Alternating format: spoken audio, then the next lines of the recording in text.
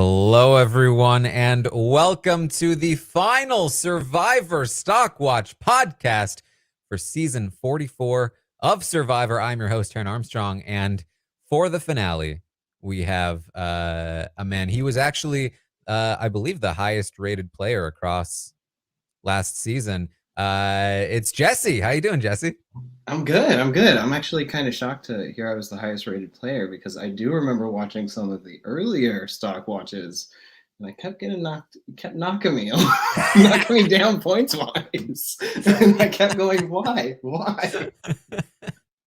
I think I remember that. I think I remember being like, okay, I don't really understand this decision. I'm not sure it'll work out, but Yes. but then it kept working out, and I was like, I got to give it to him. Like it's working. It's working. Yeah. And then I then it think was as really soon as working. you and then I think as soon as you started to give it to me, then like I think the week you gave it to me, but then it was the finale, and then I was like, oh, yeah. Then I went out in fire. So It's the same thing that happened to Omer too, where it was like, I was like, it seems like Omer's doing well, but I'm worried about this. Then I'm worried about this, and then I finally was like, all right, I got to give it to him, and then the next week it was over. hey, it's a curse. Hey, don't ever give it to anybody. Well, this season it's been a little different. I feel like I have been, granted, not quite as high on Carson this season as I was like with you toward the end of last season, but I've definitely been high on Carson throughout the season. But it did always just kind of feel like it wasn't like, unlike you last season where it was really like building and everyone was like, is Jesse gonna win this or is he not gonna win this? Um, Even though on the island it felt like a lot of the jury was feeling that way with Carson, I feel like the edit was a little different. And even though like a lot of the jury's like, well, Carson ran the show, you guys were just following Carson, it was all Carson. um I never got that sense with the edit, even though we were kind of getting glimpses of like Carson was definitely doing a lot. And I also think that like we had some very compelling allies of Carson in both Jam Jam and Carolyn. That were fantastic characters and very deserving winners in their own right. So definitely an interesting one. Yeah, I think the same thing as well. I think Carson obviously it didn't come off as like the Carson show. Carson didn't really get like the checklist or anything like that, like Mhm. the blindside checklist. It was sort of more shared with um, the Tika three. Among the Tika three, I think there were people obviously who kind of got left behind in the edit, unfortunately. But I think like the sort of narrative wasn't just solely Carson. It was like Carson, Jam, and Carolyn, and their dynamic together. And I think they had actually like a really interesting dynamic that was like a nice contrast to like to my season, right? Like they didn't seem to want to turn on each other, where in my season like the sort of narrative was that like I was just turning on people. So this season was like a very interesting, like there were a lot of similar things that happened, but like in a different sort of, they went to the other side of the coin, I feel like. Yeah, for sure. Well, this is, of course, the podcast where we are going to rate the players from 1 to 10 based on how well we think they did on the season. We'll rate Jam Jam as a winner. We'll rate the rest of the players in terms of how they performed in this episode and how they sort of played their game. And of course, like the purpose of this podcast is that we look at things, right? We're just good at looking. I'm good at looking. I am. I look. I'm looking. And I have I have experience doing this. A lot of experience looking. Looking at the edit, looking at the moves. Yeah, and we don't miss anything. And I feel like I don't miss anything, and I I'm in there. That's They us. did miss the idol though. They did miss the idol. They did. It was in the tree. Wild to have a shot of the idol lingering there, and then nobody ever even finds it.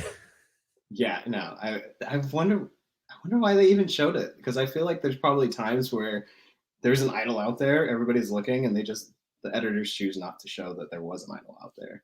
Was it last season, your season, where there was an idol like right on the tree and everyone was walking right by it? That was the champion's advantage, or the choose your champion for Right. Cody, where like they needed it to be found that round, Mhm. basically. But yeah, everybody was walking by it. I pride myself in like not being shown walking right by it, so that's great. Everybody else would walk by Is it. it something about the idol being like up in a tree that like makes it easier to miss? Do you not look up as much? I mean, on our season, it was a little bit weird, and I think I was probably influenced by the fact that Dwight had this theory about the our season because we had the tree logos. He like Mm. harping on like these tree logos mean something. We need to look in the trees. So we were actually looking in the trees. So maybe they kind of switched it up, and they were like, "We're gonna put tree logos on 43. We're not gonna put an idol in the tree, like in the branches, and then for 44, we're gonna put them in the tree." They should do that. They should have like, because back in the day, before Russell Hantz, they'd have like clues to the hidden immunity idol, right? And then Yeah. Russell found them without clues, and it sort of changed how they did it. I think they shouldn't necessarily have like official clues, but I actually like that theory from Dwight. I think it'd be fun if they had like very subtle clues that anybody could see, like, hey, there's trees on the logo. That means that this season the idols are going to be hidden in trees. Like that's kind of cool. I like that. Yeah, I mean, 45, there's birds in the logo, so are they hiding them in the birds? Yeah, it's like animatronic birds, like a Right. Or rainforest they cafe. tie them to their legs or something. You have to, yeah, you just have to catch a bird. Just a bird. Yeah, no, that's fine. That would be fun. Yeah, let's. I I'm mean, sure. they're throwing all these twists. Come on. All right. Well, obviously, this is the finale. It was 3 hours of content, so there's a lot of stuff to talk about. Strategically, not actually like a ton, because a lot of it just comes down to like who won those competitions, who won the fire making, and then the final tribal performance, which I'm sure we'll talk a lot about. This first vote, though, with Lauren leaving, was sort of like the last bit of like real strategy that we got. Um, I feel like it was the right call, especially from Carson. I agreed with both Carson and Lauren as they were both talking about like, yeah, Lauren is threatening because she has a lot of Ratu in the jury, a lot of friends in the jury. She's won a couple of immunity challenges. Like, you let her get to the final three.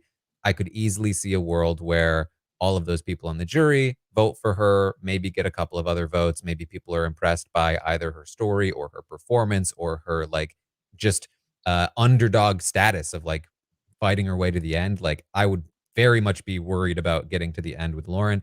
So I think it was the right call to vote Lauren there. But what I was surprised to see was that Jam Jam in the previous episode was like, we got to get Carolyn. And I was like, why Jam Jam? Like, I get it in a sense, but I really don't think you're going to have that much trouble with Carolyn, especially like in comparison to people like Carson or Lauren. But Jam Jam was still on the idea of like, we need to get Carolyn out here over even Lauren. And it seemed like Carson was like, no, it's got to be Lauren. I would love to know from the jury. I don't know if we've gotten this yet, but like, how would Lauren have performed there? Like, if Jam Jam had gotten his way, they take out Carolyn instead of Lauren. Lauren makes it to the final three. Is there a different result? Yeah, I don't think I've seen anything yet, but I did see Lauren's exit press earlier, and she mentioned that she felt like if she could have like won that challenge at 5, got past 5 really, in some way, and then got through 4 either by fire or the immunity challenge, that she felt like she had a good shot at like getting the Ratu members to vote for her, and also just pleading her case. She won like multiple immunities. She was the last Ratu standing. And then she also, I mean, that tribal was very emotional. It was something that resonated with me, and I'm sure it resonated with the jury. I mean, it resonated with even people who were sitting behind her and about to write her name down. So I think that she would have had like a really great case if she was sitting in final three, next to Jam. And so I am curious why Jam was. It might have actually just worked out better in Jam's favor that he didn't get his initial sort of desires to take out Carolyn, and that Carson did sort of sway him to once again to not write down Carolyn's name. Yeah. And I also think about like I think about Carolyn and Heidi and their positions here. Like, is there anything they could have done to win? And considering that Jam Jam beats them both by 7 votes, that it doesn't seem like they had much of a shot to beat Jam Jam unless they really outperform him at Final Tribal. But I think his performance at Final Tribal was very good, and I think he's going to be So, very difficult to beat so in that way. I think like, honestly, even Carson, I'm sure Carson would have had a huge advantage going in, given how the jury felt about him. But even Carson, I think, could have been toppled by a really good Jam Jam performance at Final Tribal. Um, I would have loved to see the two of them fight it out because that would have been really interesting. But given that you probably need both Jam Jam and Carson out for Heidi or Carolyn to have a shot, that means that you would have to have Lauren, which also is dangerous. And so it's like, I feel like that was really a losing spot for Carolyn at that point, and certainly for Heidi. I think unfortunately Heidi had kind of been drawing dead for a while. You see, she's ultimately going to make fire. We'll talk about that decision, but not even that was enough to win her any considerable amount of votes. So I think they were just struggling there unless they can pull out a much better Final Tribal performance. And I honestly think that they both were fine at Final Tribal. It's just how are you going to beat Jam Jam? Jam was so good at Final Tribal. That was the one thing like I took away from there was a lot in that episode, but I took away the fact that Jam just, and we've seen it throughout the season, just his like sort of like swagger and his ability to sort of navigate like these tense situations and diffuse them with humor, right? He's like saying like substantive stuff, but he's also being like humorous about it. He comes back from Tribal after being blindsided early in the season, and then he's hitting you with humor and making you laugh. And then you see it in Final Tribal where he's couching his pitch, his narrative in humor, and he's talking about, he's making the jury laugh. He's doing the twinkle in the eyes speech, right? Where he's saying like, when I looked at all of you, your faces were blank, but then I could see a twinkle in your eyes when you talked about like things that were resonated with you, like your family. And then he even when he's like doing that serious pitch, he looks at Kane and he's like, you're looking at me very blank right now. He makes the whole jury laugh. And so he was like incredibly good. Even when he made like a misstep, there was something that like I wrote down. I took notes and took notes. Something I wrote down about the Final Tribal's pitch that Jam made, where he said something along the lines of like, people should have been coming for me and they weren't. And Carolyn calls him out and she's like, well, you had your name written down multiple times. And he's like, you're right, but I thought that was because I was pretty or something. And so like, even when his pitch, like his initial pitch was wrong, he was able to pivot and deflect with like humor, and it made the jury laugh. And it wasn't just like making the jury laugh, but it was just like, he just was so good at handling that situation. And I mean, I don't know if people realize that until after I don't think you realize it until after the fact, right? So to say like, to look back at 5 and be like, well, Carolyn should have got rid of Jam right there, or they should have targeted Jam right there. It's like, I feel like it's almost results oriented. But like you said, like even if they do get rid of Jam at 5, then you got to get rid of Carson at 4. And then you have Lauren, who's now made it through 5, 4, and she's sitting at 3 with you. And so it's a tense situation, which is, I was rooting for Carolyn though.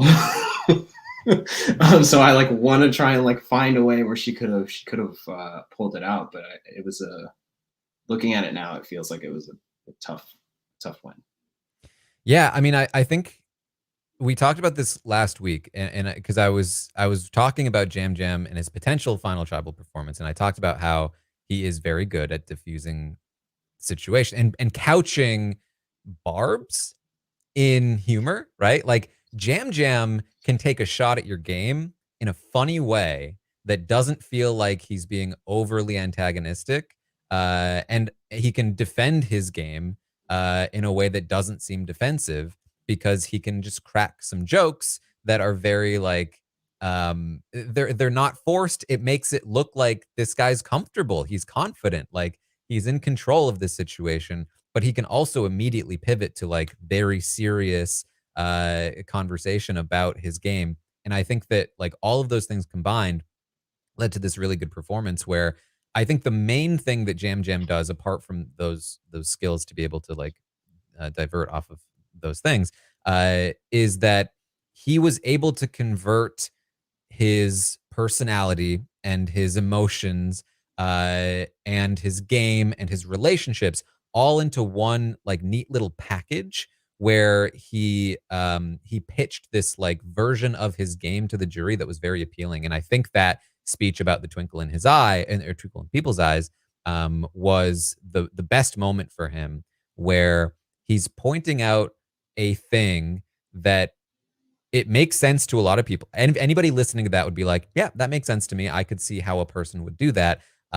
Connecting it to his game to be like, that's what got me far in this game. Because at the end of the day, a lot of those people were looking at Jam Jam and saying, okay, well, Carson was the one that had the relationship over here. Carson's the one that made the call to go over here. For Jam Jam, like trying to point out, well, this vote was my vote, or like I made this strategic move to position us over here, probably wouldn't have landed super well. But for him to be able to say, listen, I made it here in a very, convincing fashion. And part of what allowed me to make it here is this thing that nobody can take away from me. Carson can't say, well, I knew the twinkle in people's eyes too. Like, this is purely Jam Jam's. And it fits with his personality and it fits with the relationships that he made with people. It in fact brags about the relationships that he made with people, saying, I talked to you when you talked about your families. I could tell when you were feeling genuine, when you had that twinkle in your eye. And it all just kind of like blends into one really neatly packaged thing that feels like, hey, yeah, I did have that great relationship with Jam Jam, and he was able to use it in a way that wasn't even anti-me. It was just like, oh, he caught me lying. He caught me lying because he got to know me too well. And I think that worked really, really well, especially in comparison to Heidi and Carolyn, who both had, I thought, very compelling emotional pitches. Carolyn telling her story about addiction and how she has learned to embrace her emotions and be genuine with herself. It's a very compelling and emotional story. I got caught up in it when I was listening to her. But I think part of the issue is that it doesn't super well connect to her game and how she played it and what her relationships were with other people. It was mostly focused on like her personal journey, and didn't feed into the overall narrative of how that worked for her strategically. And I think that that is something that you need to be trying to do at Final Tribal, is converting everything into one narrative that speaks to, I played the game really well because of my personal journey, and here's how they connect. And at the end of the day, I say this a lot, there's probably not a lot that either one of Heidi or Carolyn could have done. A lot of juries go in kind of knowing what they want to do for the most part. And when you have somebody like Jam Jam who's like performing super well anyway, like it's going to be tough to overcome that. But I do think that that was one of the biggest differences that I noticed, was just converting these emotional, personal stories into strategic narrative that I felt was missing from Heidi and Carolyn. Less so Carolyn, but still a little bit there. Yeah, I spent honestly today thinking like what could, and I even rewatched Final Tribal because I was like, what could they have like done differently? And I just kept coming away with like Jam Jam is just like so good at just like telling a story, like telling the like I think what matters like really for the jury, like if they aren't coming in with like preconceived like this is what we're gonna do, what matters I think is really like pitching a story that fits with not just their perception, I don't think, but just like fills in the gap. It fits into what I guess their perception fits into what they saw of the overall game. And I think Jam was able to do that, right? Like you said, he didn't take away from Carson. He didn't take away from anybody else. He said, like, I was with Carson. I helped you know, he didn't even diminish himself, though. I don't feel like he said he was contributing to it, right? Mm-hmm. Like he wasn't diminishing himself. He said he was contributing to the moves with Carson. He was also couching it with like humor and couching it with his sort of own personal skills and what he brought to the alliance, right? Because I think everybody did see, and it's interesting because the vibe that I didn't get the vibe until this episode and maybe last episode that like Carson was the figurehead in people's mind. Um, I kept hearing the Tika 3, and maybe that's just like me misremembering, but I kept hearing people say, referring to like the Tika 3. It was really this episode where I feel like Lauren was like, Carson. Yeah. Carson. It was tough. There were times because like I think that a lot of it for me came from some of the exit interviews where like I was hearing from RHAP members like, yeah, Carson was basically an honorary RHAP. And I was like, okay, so that kind of explains why they trusted Tika so much, is because they thought they had Carson, right? And then you'd hear from like other people like, yeah, I trusted Carson too much. And you'd occasionally hear that about Jam Jam too. And I think when Jamie came out, she was like, yeah, well, Lauren was closer to Carson and I was closer to Jam Jam. But I think at the end of the day, it was like these relationships that they had made, both Carson and Jam Jam. But I think especially at the start of the merge, where Jam Jam was kind of on the outs, it was those relationships that Carson had built with Ratu and then managed to build with Soka as well, that seemed to pull them through. And then kept them in the game. That kept them in the game, huh? Right. And I assume what happened, my guess would be that once Ratu and Soka members are both on the jury, they start talking and they're like, wait, we thought we had Carson.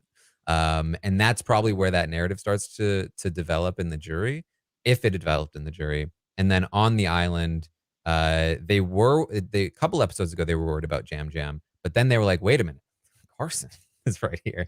Carson's such a threat. And it seemed like it switched to Carson in, I think it might have been 2 episodes ago, might have been last week, because they went for Jam Jam, but he won immunity, and then they had to switch to Carson as a backup. And then the next week they were like, now that we've switched to Carson, actually, I think Carson is the threat and more so than Jam Jam. So that could have been where it came from. Sometimes these narratives just pop up. And maybe it wasn't even true, but it just like developed for whatever reason. But yeah, it did. Because I talked to Maggie last week about the jury chances, and I was thinking like, I feel like Carson might be the guy, and she was like, I don't know if I've seen that. So I do think it was pretty under the radar up until the finale here, and hey, maybe it even like didn't come into fruition until the finale. Maybe Carson goes to the jury and talks about his game, and then they're all super impressed, and that's why they go into final tribal questioning, about saying like, well, you were in Carson's shadow. Who knows? No, I think it makes sense, and I think I didn't read much of the exit press like throughout the season, and I do remember when it was the last gasp one where Danny went home, Carolyn played her idol, because Carson, like the initial target was Carson, and so they started targeting him.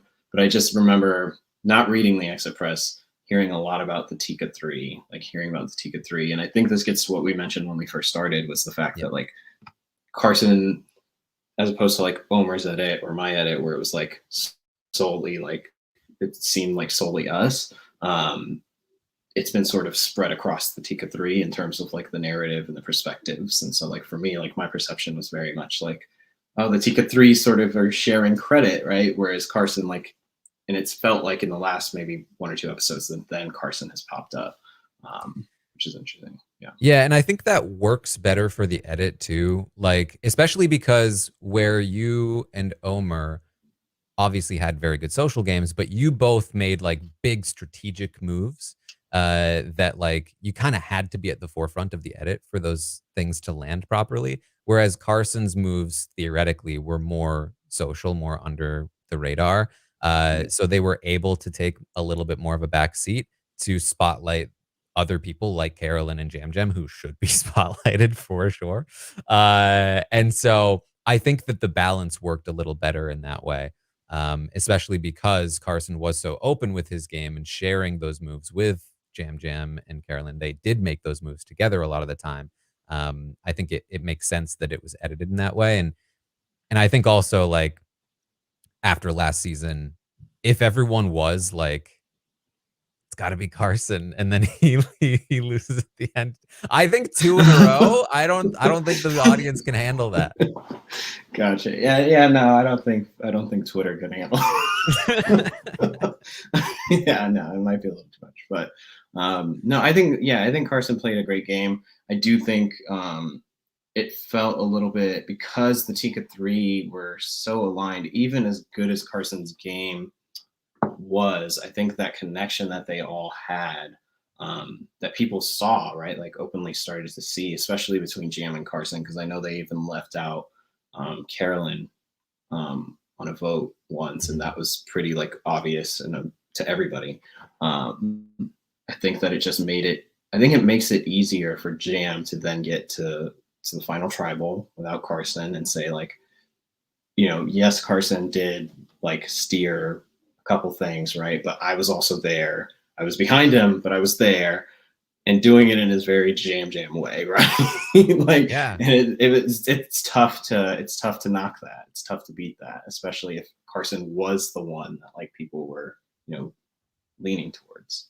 Yeah, and like the thing too is that behind every great player, there's usually, if especially if they're loyal to their allies, there's usually like people behind them that are doing a lot of really great work as well, that enables them to do what they're doing, right? And I think that Jam Jam having relationships that Carson probably didn't, was huge for like allowing Carson to be doing what Carson was doing. And Carolyn, like, and being Carolyn being so open and genuine about her frustrations with them and the bickering that was sometimes fake and other times not fake. I think also really helps. It's helps sell that the Tika 3 weren't together. It helps allow Carson to blend in more with other groups, right? Because if Carolyn and Jam Jam are like with Carson 24/7, like seemingly always, super tight, then when Carson goes to Ratu and is like, nah, I'm Ratu, guys, like they're not going to believe him, because they're like, why wouldn't you just go with them? But when Carolyn and Jam Jam are bickering, and Carson can be like, man, it's these guys, I don't know how to deal with them. It's a lot more believable, right? Not to mention the fact that that Carolyn, and her idol, and some of the ways that she maneuvered through the game, it helped the Tika 3 get through. Like, I don't think they get to the end in the way that they did without all of them contributing in their own way. Yeah. And I'm glad that we got to see each of them contribute, especially because they were so different as players. Carson being a very social, very strategic player, also pretty good at the challenges, pretty well-rounded player overall. Jam Jam being a very, very good social player, right? Like, just very, very good. Maybe occasionally making a strategic decision like targeting Carolyn that I wouldn't necessarily agree with. But still, solid enough strategically to get to the end and to make his case really, really well. And then Carolyn, who seemed to struggle socially a little bit, because people didn't respond to her as well as I think maybe they should have. People didn't respect her as much as I think they should have. But was actually very strategic and was probably the most self-interested of the three. And had her own sort of, like, she found an idol and she took big risks, and like was a really interesting player on her own. And I think you could take a look at any one of the three and make a case for why they deserve to win the season, and with the game that they played. And I think that's really fun. I think it's really fun to have like a trio like that. Yeah. And I think it's just really interesting that they were, and this is what I meant by like such a contrast to at least the sort of, to 43 in general. Like, whereas I was like okay with cutting people and just like able to just do that. If I was like a Tika member, if I was in the Tika 3, I'd start thinking around 5, like, I don't know if I really want to sit next to the other Tikas, but they like had such a bond, and it was even at Final Four, right? Like Jam is right there helping Carson. He's like, I don't care if this is a great strategic decision. Mm-hmm. I'm okay with it. And that was so interesting and so compelling to watch. There was a moment for me when Heidi chose Carolyn to be safe first, where I was like, Jam's gonna make fire against Carson. And he just gave him all of his advice. Like, what if Jam gets eliminated because he helped Carson? But then Heidi took Jam as well. We should probably talk about that. Heidi's decision in the first place to make fire. This has been a very controversial thing. I mean, everything around fire making is controversial. Has it been? But I'm not quite aware. It's such a big thing that, like, you know, players talk about, like, do we need fire making on the resume in order to win a jury vote? I personally am of the opinion, like, if I was on the jury, no. Like, if I was on the jury and somebody made fire because they wanted it on their resume, I would explicitly not vote for them. I'd be like, that is the dumbest thing. But that's me. That's me on the jury. And every jury is different, and that's the important thing, right? Now, I will say there's a caveat to that, which is there's a second reason to make fire. And the second reason to make fire is there's one person that I need out of the game because I know they win in the final three. And I am the only one that I feel confident enough that can take this person out. It's what Dom considered when he considered making fire against Wendell. And it's what Chris did to take out Devins. And that makes a little more sense to me, right? Like, I can't leave it in the hands of somebody else to beat this person because if they make it, I lose. So if I'm going to lose if they make it anyway, I might as well be making fire against them. But the idea of like, well, I don't think I've done enough in the game. I don't think my relationships are good enough on the jury. But maybe if I like make fire really fast, they'll respect my game and vote for me in the end. So I'm going to put my life in danger in the game just for the hopes that will happen. I think is like the reward there just probably isn't enough unless you've gotten to know the jury a lot and you know that they all would really respect it, right? In which case, okay, I can see where you would make that call. And that's where I think like the controversy about it is tricky because we can have our opinions about it as much as we want, but at the end of the day, it's all going to be dependent on the individual circumstance of that season and what the jury will think and how they will feel. Maybe there's a player who played a very safe game and maybe the jury's like, they just played so safe. I just wish they would take more risks. And like specific to that player, being able to be like, I'm going to take a big risk here would impress the jury. Or maybe it's a situation where you do have a lot of great relationships on the jury and they really like you. They haven't really felt like you've done a whole lot and they need at least one reason, just one excuse to vote for you.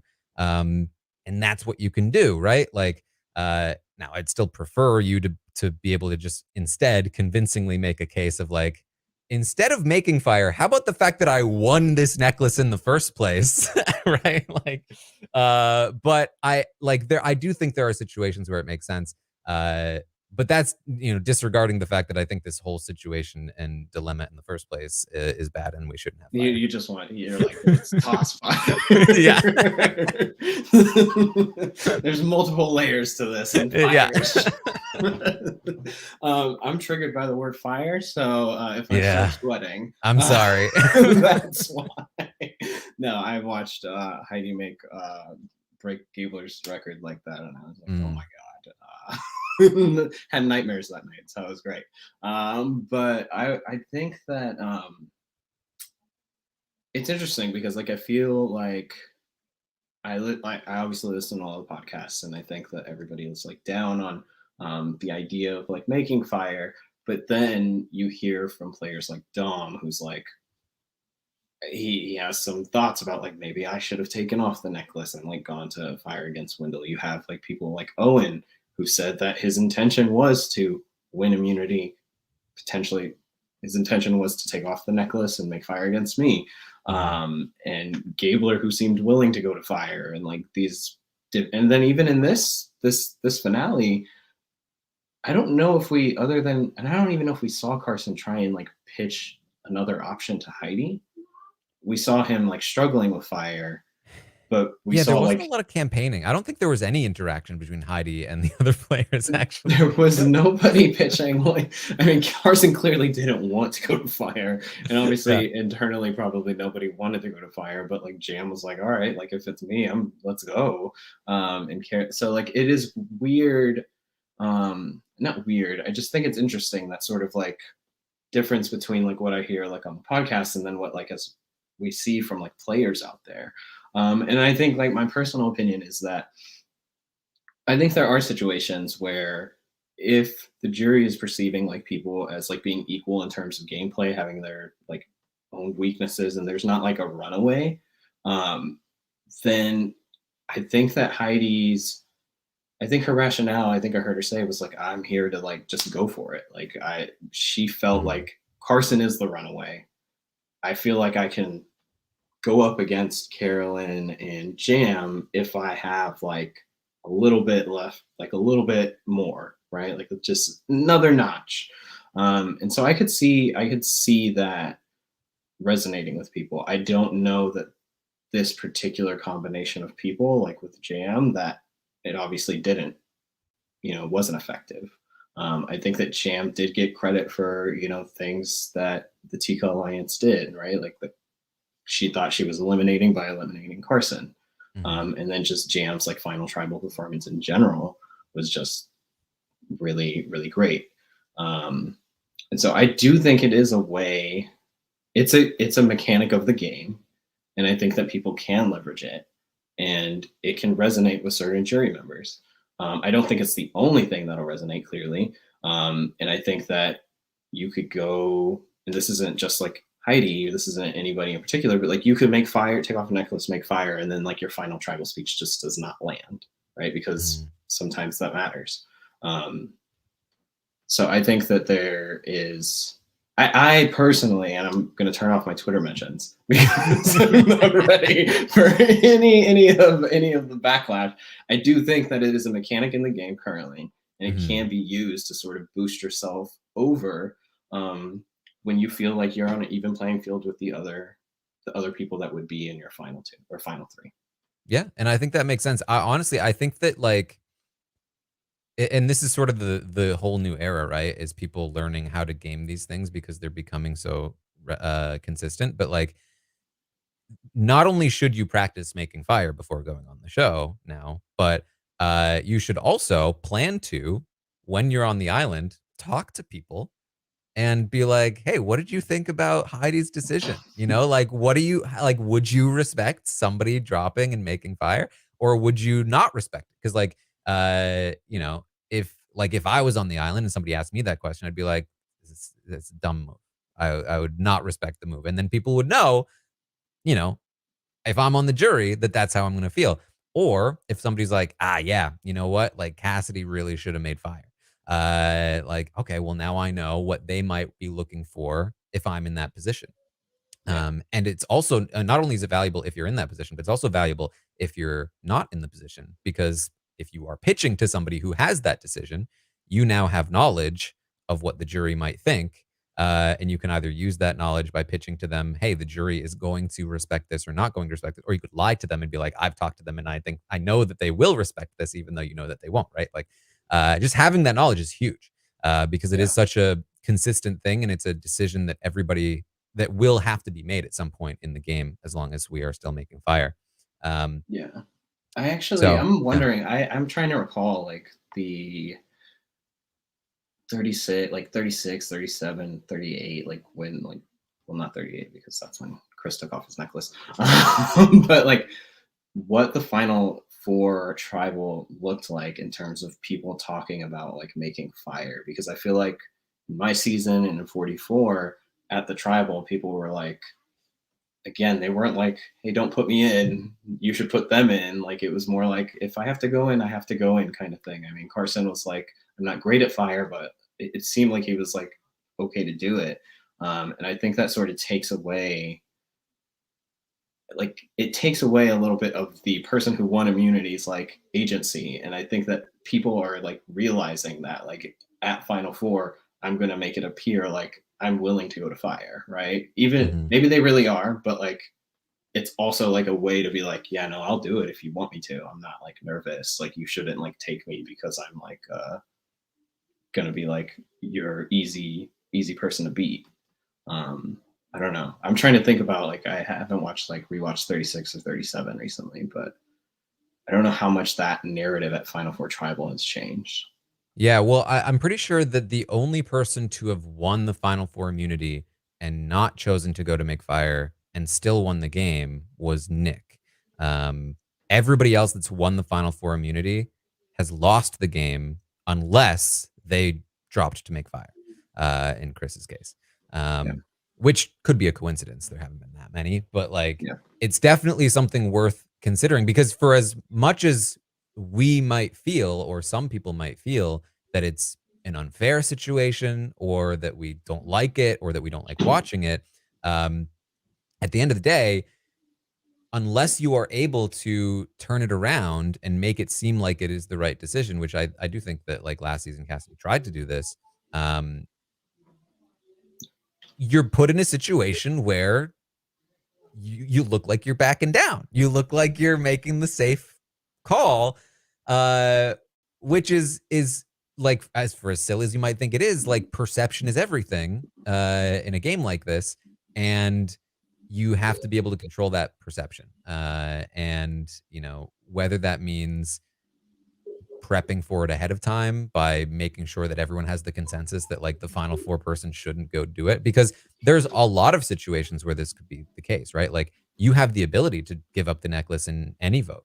Like could you like it's entirely possible that a new meta strategy in Survivor is that you give up immunity in order to be vulnerable for a vote in order to prove that you didn't need the immunity or something, right? Like hey, you needed the immunity the whole time. You didn't give it up once. Whereas this person next to you gave it up and they didn't need it that time. Like there's all kinds of weird things that could, you know, come up in a game like this. And at the end of the day, all of them are valid because the point of the game is that the players create their own criteria. yeah, And so um, it's interesting. It's interesting stuff. What I thought was particularly interesting about this end result is that it was one of the first times that I felt like things would have been, or first times in a while at least, where things could have been considerably different if not for fire making. Where, you know, Jeff earlier in the season talked about fire making, and he talked about you specifically. He was like, "You want the Jessies to have a chance at the Final Four." oh yeah, Even if he doesn't make it, you want him to have that shot instead of just being automatically voted out. To which my response was like, well, if Jesse knew that it wasn't fire making, he probably would have set himself up a little differently, right? Like it would have been a different yeah, situation. He probably still would have had a shot. But what I thought was interesting was that if we're looking at Carson as theoretically that person, the person that would have been, should have been voted out at 4, um, this could be a situation where fire making actually put him more in danger than he otherwise would have been, considering he had Jam Jam locked. You know, he's at worst making fire in a tie, right? Like if him and Jam Jam are voting together, maybe Jam Jam is able to convince Heidi we need to get Carolyn out finally. Like, listen, Carolyn is the threat. She is the threat. And maybe they actually are able to get out Carolyn, and then who knows what happens from there. So I just thought it was interesting that like fire making actually made it worse for Carson in this mhm, particular spot. yeah. Or we could have ended up with like the Tika sticking together and doing a 3-1 on Heidi, and Right. then Well, she won Tika. immunity, but yeah. Oh yeah, yeah, yeah, yeah. Well, yeah. Then it would have been Carolyn. Yeah. But, Mhm. oh, no, that would have been fun. That would have been fun. Yeah, I think it's interesting. Like, I think that I don't know. Sometimes the fire making is fun to watch, and like, so I was at the watch party, and there were people like it is an engage. Like, I can't say that it's not like an engaging thing to Mhm. watch, right? Like at the watch party with people, and it's just like the intensity as like a show, right? Mhm. but I do think that there is like, you wouldn't get these like Tony convincing woo to take him to the end, right? Like really seeing like good players like maneuver and do something unique in that sort of like situation with that few numbers. You miss out on that, I think, with the fire. And so Yeah. I kind of get Jeff's like point. I also wonder what would happen in these situations without that forced fire making. Yeah, and I think that like we see this in Big Brother a lot, where like production will try to force results by adding in twists or different elements into the game. They usually just make it worse. You know, but like by introducing powers that they hope underdogs will use against the majority is more likely to get the power and then will game the power via the majority and just make the game even less interesting. I think the same thing happens with Jeff a lot with Survivor, where it's like, you know, final three was because a lot of great players kept leaving at the final three before making final two, right? So he was like, make it a final three, but then they just kept leaving at four. And he was like, okay, well, make it fire at four. Now they're either leaving at fire or they're getting cut at like 5 or 6 because you can't risk letting them get close because you might not have a chance to vote them out. So now you need to vote them out even earlier. And that can be like, there's still validity to that. Like, you know, like, you know, maybe this is true, maybe it's not, but like you cutting Cody, when you did, maybe you could have waited a vote or two before doing that if you didn't have to deal with fire making into 3, right? Because like, okay, well, is he going to win immunity a bunch of times? Like having 2 chances at immunity at 4 is just so dangerous, especially for a player like Cody. But like if he only has 1 chance, maybe I can take the risk a little more. Maybe I can wait a little longer. And so like I don't think it necessarily helps big players make it to the end. If anything, I think it makes it harder. But if what he's looking for is a lot of like big players getting taken out and moves like that prior to the end, then I think that could be valid. Getting taken out in moves like fire or moves like being betraying an ally in 5. Like, okay, all right. No, we don't need to talk about that. But yeah, no, I think it is. I don't know. I do like Jeff's like passion for like Survivor. I think that's like undeniable in terms of like just him wanting to. But I do think that it kind of gets in the way sometimes. Yeah, and I think like I'm probably less harsh on Jeff than a lot of people in the sense that like I don't mind the experiments, you know, like especially with the new era, like and like there's some things that are really interesting. I feel like like I was into it. Like I was more of a defender of the new era for a while. Like this season felt a little bit like a tipping point to me. It was like the 4th season in a row where it was like the same stuff and it's so many things being thrown in. I was like, all right, can we back off a little bit? But in general, like I don't mind trying things. Survivor's on twice a year. Like there's 44 seasons. Like there's so many opportunities to try things. Like especially coming from like the Big Brother background where we get 1 season a year and it's like 100 days long. So it's like if you mess that up, it's like, oh, like we're waiting so long before we get something good again, and we have to sit through this whole thing. So you know, like I'm fine with the experiments. I hope that 45 has some new angles. That even if those new angles are less angles, like I'd be happy with that too. No, I think we're going from birdcage idol to bird idol is what I was. Bird that's not bad. Is what we're doing. Oh boy. Well, there was this episode, this finale did produce what might be one of my favorite new sound bites, which is spaghetti. Spaghetti. Hey, what are we having for dinner tonight? Spaghetti. I think that takes the cake from key lime pie. That used to be my favorite one. The way he says food in general is just all like grilled cheese sandwiches. The greatest thing ever. He also gave us something that's so one of my top used sound bites for Big Brother is Ooh. Oh, I love it. which is Julie talking about how much she loves love. So now we got a Jeff version. I love love. I love it.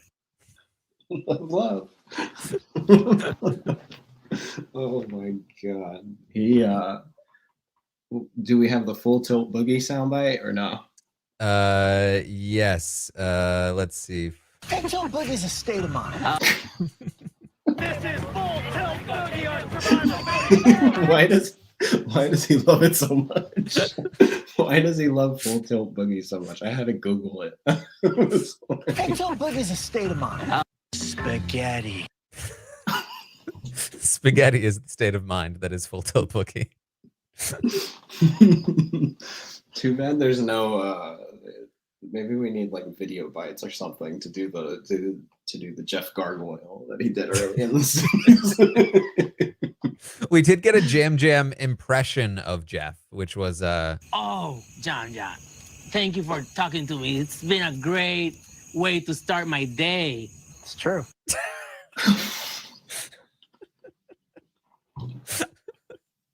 is that what Jeff said to you on your audition call? I don't remember the first time I talked to it. It was like 2019. It was years ago. Yeah. That is, yeah. Jeff was, I don't know. Jeff was unhinged a little bit this season. He was so excited about the finale is called Absolute Banger Season, which I think is a Jeff quote. No. It was I was looking for who said it because I saw the episode title. I was like, who said this? I want to know. I thought it was going to be Danny, but I'm pretty sure it was Matt Blankenship. Oh, okay. In The Jury Speaks. Yeah. I mean, Matt had some interesting quotes. I didn't do the pharmaceutical soundbite. I thought about it, but he had some interesting ones. I'm a noodler. What?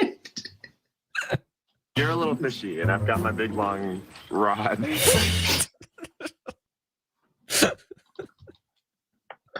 Oh my god. I'm surprised, like during the after show, you know how they showed clips like flashbacks. They could have showed a flashback of Matt saying, "Why didn't they?" Big long rod. They should. That should have been. So Jeff should have been like. So also, we had a bit of a showmance this season, and then immediately cut to. You're a little fishy, and I've got my big long rod. That would have been great. That would have been great. They might have been pushing it a little bit. I don't know. It's a family show. It is a family show. Yes.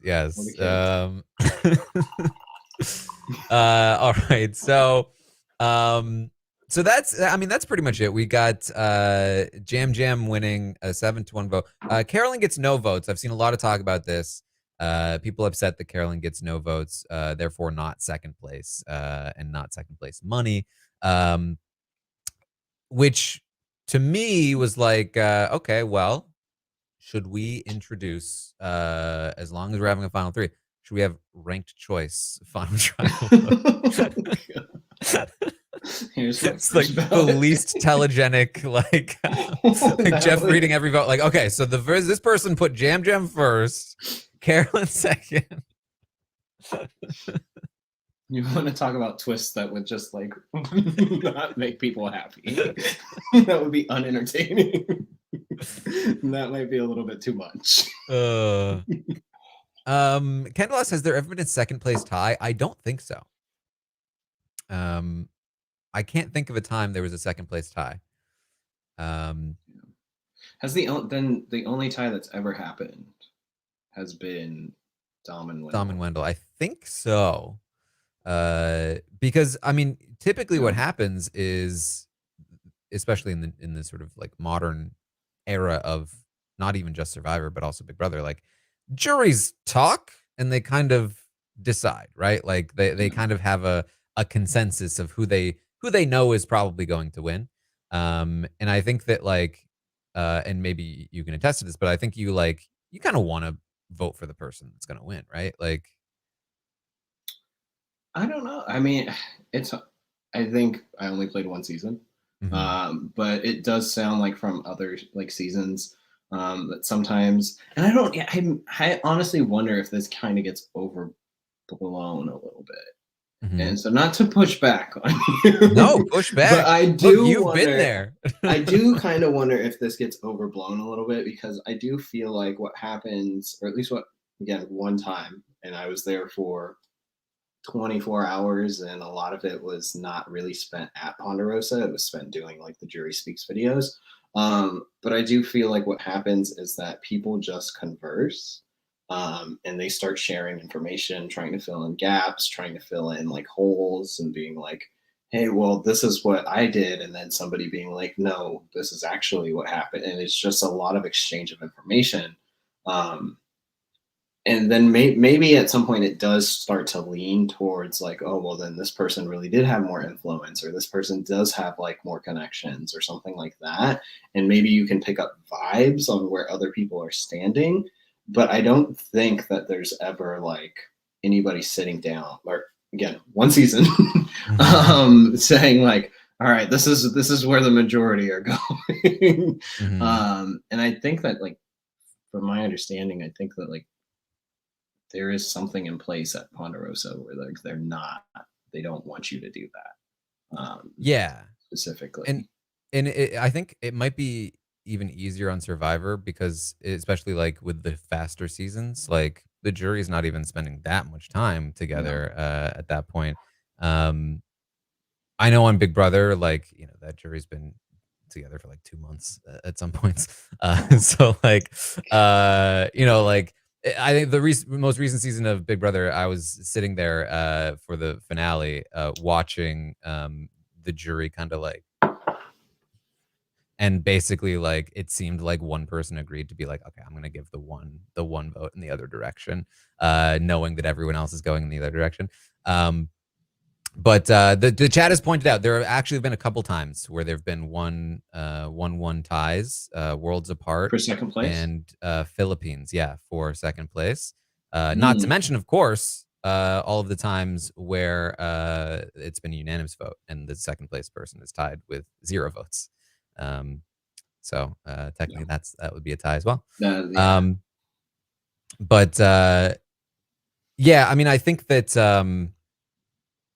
I mean, personally, I've always felt like, and Jeff was actually asked this too, but like, I've always thought it would be really interesting to, and I know from a player's perspective, you probably would hate this, but like, I've Oh, I always know thought it where would we're. be I already really know where interesting we're going. I know where individually we're going. sequester the jury. Yeah, I do. I I know think where that'd be we're so going. much fun for the viewers because each person would come in with like no information. And so that final questioning would be like the people selling like this is what happened in the game. Believe me, I'm not lying to you. Right? Like you could make up all kinds of stuff. I think that would be very fun. And I think it would lead to a lot more interesting votes where people are, voting more individually and not coming to a consensus.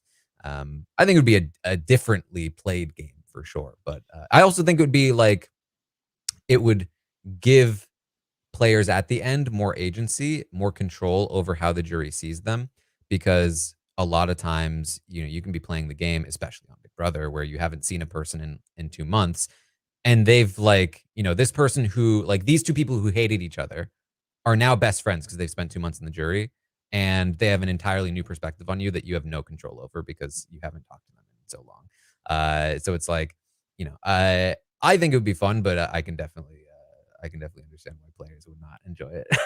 Yeah, no. I mean, so I don't think that anybody like comes to a consensus or anything or tries like to actively, but I do think like perceptions of people form based on the information that gets exchanged, right? Mhm.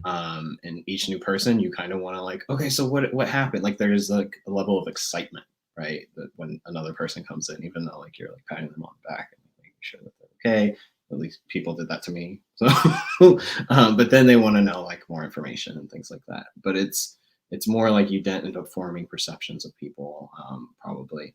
But yeah, you're really gonna encourage sequestering for the that doesn't sound Look, fun they at don't listen to all. me. No, Listen, I I've think been complaining about for Big Brother, I've been complaining about how they don't have a lot, or how they've changed the final 2 questioning to a live questioning where they each read from a predetermined like card what their question is, and they like can't deviate. It's like the worst final questioning ever. And they've had it for like over a decade. I'm like, this is dumb. We should do something different. And they don't listen. I do wonder, like, I don't know. I've thought about the sequestering because it's come up, like, right, like recently about sequestering the jury, putting jury at the challenges, things like that. I do, and I thought about the sequestering of the jury, and it would be like interesting because then people can say, like you said, whatever they want. But I do wonder how that would impact people, like being able to. I don't like. I started thinking of it from like another perspective of like, what if somebody was able to like mistreat people, right? Like in like a negative way, and then that person isn't really able to share the experience of like being mistreated with other people. That is very fair, yeah. Right. And so that there might be somebody at Final Tribal or like in the whatever reality show we're talking about that is able to mistreat individual people.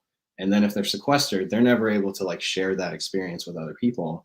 And then you come to the Final Tribal and you're, I don't know. I guess they could share it at Final Tribal though and push back. But yeah, yeah, depending on like like what that format is. But that's actually a very good point. Because obviously there's value to what the other players on the jury bring information wise. But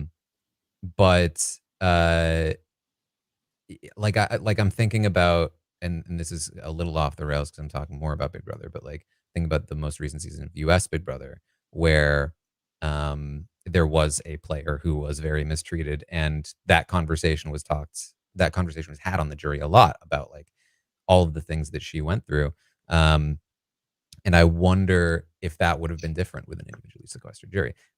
Which is not to say like, okay, well, I want to make sure that the result I want comes out of the format I want. But like, I do think that when it comes to mistreatment, especially, like, I don't think people want to see that rewarded.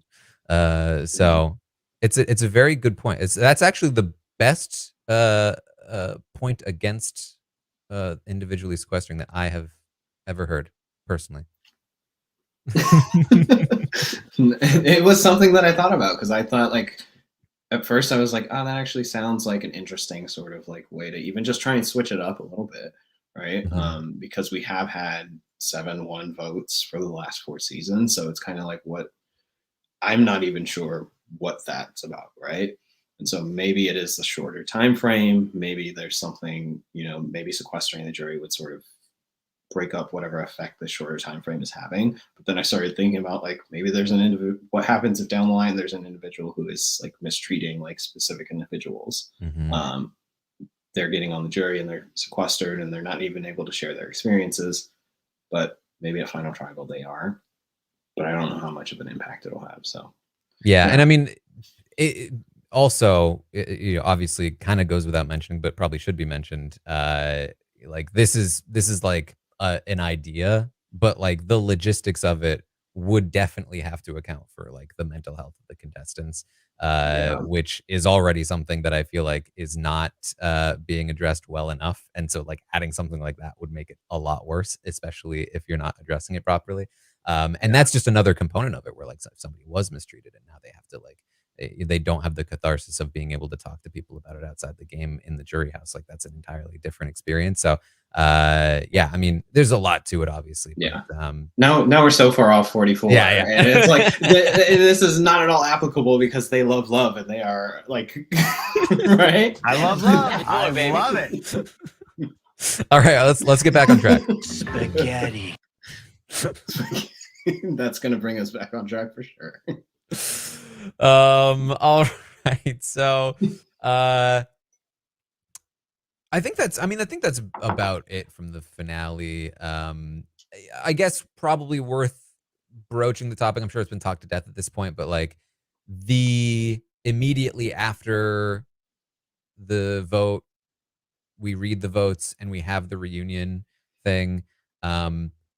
This is another one, like, I was open to it the first time this happened. I was like, "Ooh, this is kinda cool." Like, I've always been super bored of the live reunions. They've always been very boring to me, and there was this idea of, like, this could actually be more interesting. Things are fresh. We're getting a more sort of, like, interesting discussion. Jeff's not going to the audience every 5 minutes. I was kind of into it, but I do think some of the downsides are, like, starting to make me wish we would go back a little bit. First and foremost, the fact that I guess we can like fully address this now. This season was spoiled, like from way back. I knew it was spoiled. I did not have the spoilers, but I knew it was spoiled. And the fact that even just knowing that the season was spoiled meant that like every comment in the chat, every like person that tweeted at me, every opinion that I heard was always like, okay, but do they know the spoilers? Is that why they're saying that? Which like makes like from my perspective, at least in my situation, like the experience much less enjoyable. And I think that probably spoilers don't matter as much for the everyday viewer, and so it's not that big of a deal. But for like the community that's like really like online trying to discuss things, it can be frustrating because you don't want to get spoiled if you don't want to get spoiled, I guess. And it can be tough. And so like it's a lot more likely to be spoiled in my opinion if they read the votes out right after and have the whole reunion because like everything's out there, right? So that would be, you know, one thing that I'm not like super into. And then of course the other thing is like the situation where you just lost the jury votes and now you're sitting there and Carolyn had talked about this a little bit in her exit press. Like you're sitting there not only because she mentioned something that I didn't even think about, which is like not only you're sitting there, all these people didn't vote for you, but they're also like clean and have eaten, and you're sitting there like a mess, dirty, smelly, starving. Nobody voted for you. They're all laughing and drinking and like having a great time, and like you're just trying to like stay afloat at that point. Like that sucks. Yeah. Yeah. They're all trying to take slices of your pizza. That actually happened on 43. I think somebody reached for like Owen had a box of pizza. Somebody reached for it. Almost like you've already eaten. It was so I actually think Owen's talked about it in terms of the after show and his exit press like for 43. I know Cassidy has mentioned it.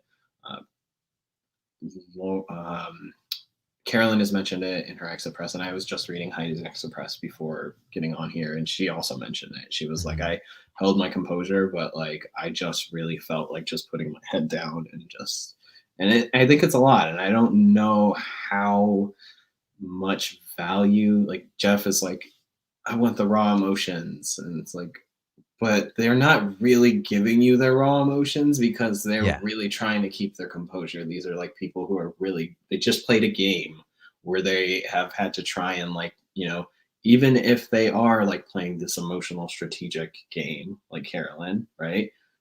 There is still some level of like, they are trying to maintain, right? And so I don't think you are getting the raw emotions. You might be getting like a raw perspective, because I know that things can be influenced based on the edit and based on people's reactions. But I think I don't know. I think it's a little bit too tough on the people who just lost. Yeah, and like I don't know. I feel like if you want raw emotions, there's better ways to do it. Like interview the second place, third place finishers, like just in a confessional kind of situation. Like let them vent out their thoughts. How do you feel about it? Like in a space where they're not being judged by the people around them. And then maybe even later, like, you know, maybe at the live reunion later or whatever, have like orchestrate a conversation for them instead of like controlling the conversation so much where they can talk to, instead of Jeff being like, hey, is there anything she could have done? Like, I don't know, like if this was a live reunion and Carolyn had time to, you know, decompress and, you know, get her thoughts together, be like, okay, let's have a scenario where Carolyn asks the jury like, hey, why didn't you vote for me? Like, like I I don't know who she Franny. Well, come on. I thought we had something. Why didn't you vote for me? Like that in a situation where they feel comfortable doing that because you've given them the space to do that if they want to. That would be much more fun, in my opinion, than like, hey guys, remember the time you tried really hard in challenges? Right. As they're sitting there. Yeah, no, I honestly think that the first suggestion of just interviewing the final 3 by themselves, like in a confessional. They're used to interviewing us when we are feeling like big emotions. Like that is take them off to the side, interview them in a confessional, and get the sort of honest answers then. Yeah. I don't know. I don't see the need for doing it like immediately. And I know Owen has even suggested like do it the next day. Like you're gonna still get some raw emotions right then. Even just let them go off to Ponderosa for a night. Those conversations will probably happen at Ponderosa. Film them about like, why didn't you vote for me? And then the next day, have them come together. They've had a little time. They've been able to clean themselves up, have a meal. Then do it if you really want to do it that way. I would assume, like if I always try to think from a production standpoint. I would assume that it's done this way. Like I get, he said raw emotions, but also it's also like less work, right? Like you kind of like get everything wrapped up right then and there, and you don't have to like set up a whole live event and wait a bunch of time. Like it's like, all right, we finished it up, we wrapped it up. Like I'm done. Let's just give it to post. It'll be ready to air. We don't have to do anything else. I can understand it from that perspective, but I think there are some downsides for sure. Yeah, I mean, I also really miss like pre-merge people being there. Like I think it would have been so much like Jeff was the one that revealed to Jamie that Matthew planted this fake idol for you to find. Like it would have been so much better with him there. Yeah. So I think you just lose out on like a lot. Granted, she would have known by then, so we wouldn't. I guess that is true. That's to a degree an argument in favor of doing it right away. Is that like we did get her, and that was probably my favorite part. Was like her genuine shock of like, wait, no, like it was fake the whole time. That's true. I wish. I just wish he would have been there. That's my. I agree. It would have been better if he was there. All right. Well, let's get to the ratings then. We've only got 5 people to rate. Here are we got the final 3 on top, and we got the 2 eliminated, voted out or not voted out actually, just eliminated players in Carson and Lauren down at the bottom.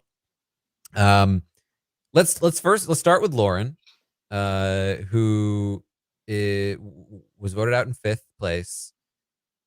If she had won that immunity, could be a different story.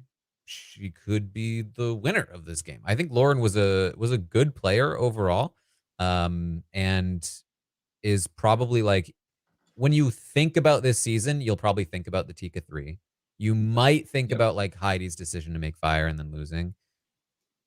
I feel like you probably won't remember Lauren, and I think that's a disservice to her and her position in the game, and a result of the editing mostly, where we just didn't see a lot of her. But I could see like there's another version of this season where she's just straight up the winner, like small changes and she's the winner of this season, in my opinion.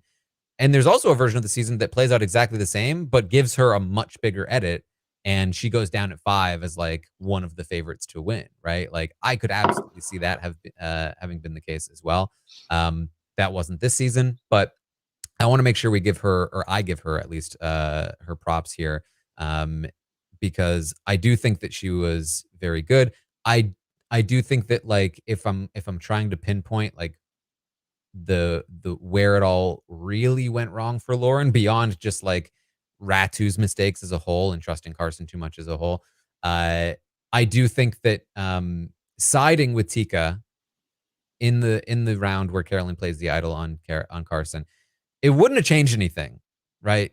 Carolyn did play the idol for Carson. But the fact that they went with Tika, only to then have Tika vote them out back to back, was like, okay, that was a bit of a mistake. I think you probably should have tried to take that shot. Not the worst move from the season, not the worst move in the last 3 episodes, but that would probably be my biggest criticism of Lauren and her strategic decision making. But in this episode, I thought she did fine.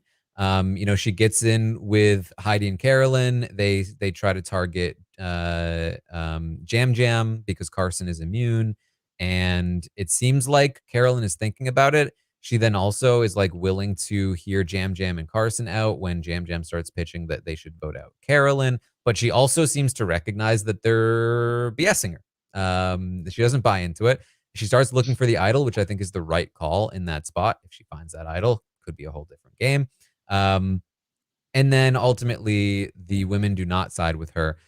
Now, I thought this was a weird tribal because Lauren goes to Jeff and she says, yeah, nobody talked to me. And Heidi and Carolyn are like, excuse us. Yeah. We talked to you. And she's like, no, nobody really talked to me. You know what I mean? And they're like, what do you mean? We really talked to you. She's like, well, we didn't talk to the extent that we talked names and like had a plan. Like, I'm pretty sure that actually we did. Now, there's like 2 ways of looking at this. One is if Lauren is really in on the plan, obviously she's not gonna say it in front of Jeff, which is, so it's like, if Lauren was really bought in and Heidi and Carolyn were really bought in, it's like, no, I'm pretending, guys. I'm pretending. But then there's the other way, which I think is the way where it was happening, where like Lauren was telling Jeff both sides were BSing me. Like I got to the beach and nobody really had a conversation. Nobody really made a plan with me. They all just were trying to convince me to not play an idol I didn't have. And so to me, like when Heidi and Carolyn were like, what do you mean? We did talk. We did make plans with you. We did say names. And then vote her out that very tribal. It's like, come on, guys. This is what I was saying. This is why I was saying that you didn't really talk to me. Yeah, I thought when I was watching, I found it funny, but then I was also wondering if like maybe she was trying to bait them into like just saying the name. Like I was wondering if she was gonna, like when they said like we did talk names, and she was gonna be like, oh, what name did we settle on again? Right? I'm just trying to remember who exactly was it that we were talking about? Right? Like, get them to say Jam Jam. For a second, that's what I thought, because it did feel so weird because we did see that conversation, and I do think that Lauren did like it's hard to say that she could have done like more, because I feel like she did exactly what she should have and could have done in that position, which was talk to Carolyn and Heidi while Jam and Carson were gone. And then when Jam and Carson get back, you hear out Jam, and she's not really saying any names, but she's trying to feel out the sort of vibe, right? And then when she gets the sense that like I'm still not comfortable, she goes to look for an idol. And then so I think it's hard to knock her in this position because she did everything she needed to do. And that plan you're talking about where they're trying to like bait out the name, I think that would have worked because remember, You write my name down, you're dead. Yeah, no, she could have. I honestly, for a second, I was like, is she trying to get Carolyn to say Jam's name and tribal? That would be crazy. So yeah, I think especially in this particular episode, there's not a lot that she did wrong here. In fact, the fact that Jam Jam was more interested in getting Carolyn out than her, only speaks, I think, a little more highly of the relationships that she had. The fact that she even was able to have a conversation with Heidi and Carolyn about making a plan on Jam Jam, and it did seem like Carolyn was actually considering it. I don't know ultimately why. I don't know if she's mentioned this. I haven't seen it personally, but like, has she talked about like why she didn't go along with the Lauren play, or if it was always a ploy? Because it did seem like she was heavily considering it in confessional.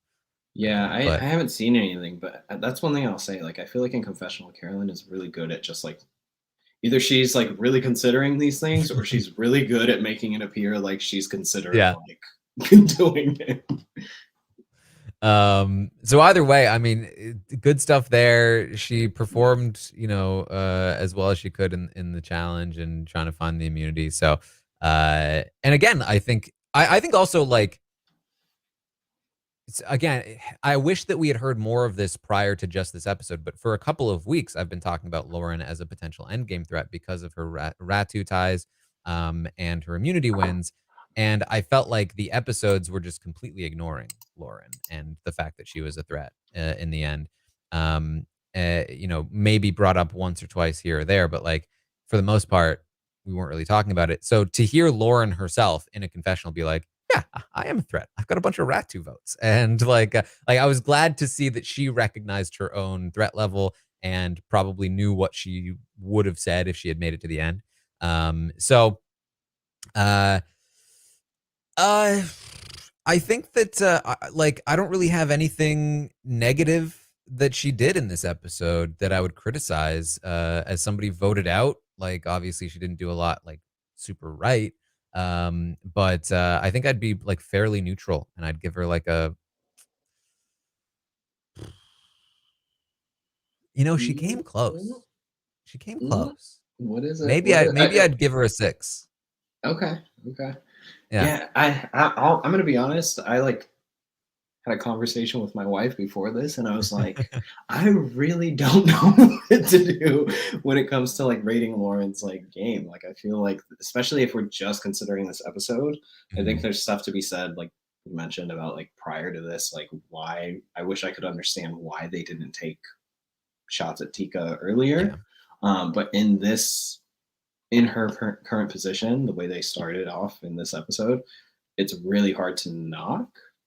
And I don't want to give her like a midpoint 5, right? Like I think that she deserves more than that. Because I think that she had the Ratu votes. I mean, she would have had to made a pitch, but I think very easy to convince the Ratu people to vote for her. I think she had the physical game down, and she had the emotional appeal, right? Like she starts talking about like connecting, you know, her life experiences to being in Survivor, being a single mom, to being in Survivor on her own, navigating through 5 to 3. That would have been like a really great pitch. We're doing scale from 1 to 10, right? I just want to make sure we're on the same scale. Yes. All right. Yes. And we don't like so basically how it works is like the person no, the person that was voted out, like typically how it works is that we're also rating like based on predicted future performance, right? Like, well, I think this might or might not work out for them, but obviously with somebody voted out, there is no future performance, and with the finale, there's no future performance at all. So it is very much more in this one rating like what they did in the episode. Being voted out will certainly count against you. You know, you didn't get there, you didn't win. That's, you know, that's for me at least going to subtract some points. But it's not going to like tank you down to like a 1 just because you lost. Like there's other factors. All right. I don't want to do the same as you because that's not entertaining. But I also didn't want to give a 5. So all right. Do what feels right in your heart. All right. And we're on the same scale, so there's no 0.5. So I want to make sure of that. So we're gonna be the same on this one. All right. I didn't want to do it, but we're gonna do it. I'm gonna do 6. I want to make sure that we're different on you. All right. Well, I'll have you go first on Carson then, and give your thoughts, because obviously, you know, it's like we want to be sensitive around the fire situation, but oh my God, going out in the same spot, in a similar position to where he likely would have won if he had made it there. What are your thoughts on Carson's game? I mean,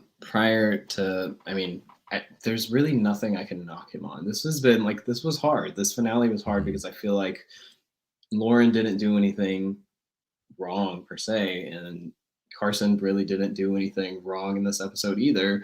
I think him like keeping Carolyn or like persuading Jam to keep Carolyn was the right move. I think that even if they go to a Tika Final 3, Carson, I feel like, has the edge. I've been really impressed with Carson's game throughout the season. I think that again, like we said, like there wasn't like a huge emphasis on like him driving and like doing these like big strategic moves, but like there was one episode in particular where like he started the episode, him and Carolyn sort of at odds because he had left her out of a vote. Him and Jam had left her out of a vote. And then by the end of that episode, not only did Carolyn play the idol for him, but he didn't necessarily like need it because he had gone, it looked like, to Lauren and Jamie and got them to vote the way he needed them to vote. So like he was incredibly impressive throughout the season. And I don't know how you feel, but I didn't feel like there was anything that he did wrong in this particular episode either.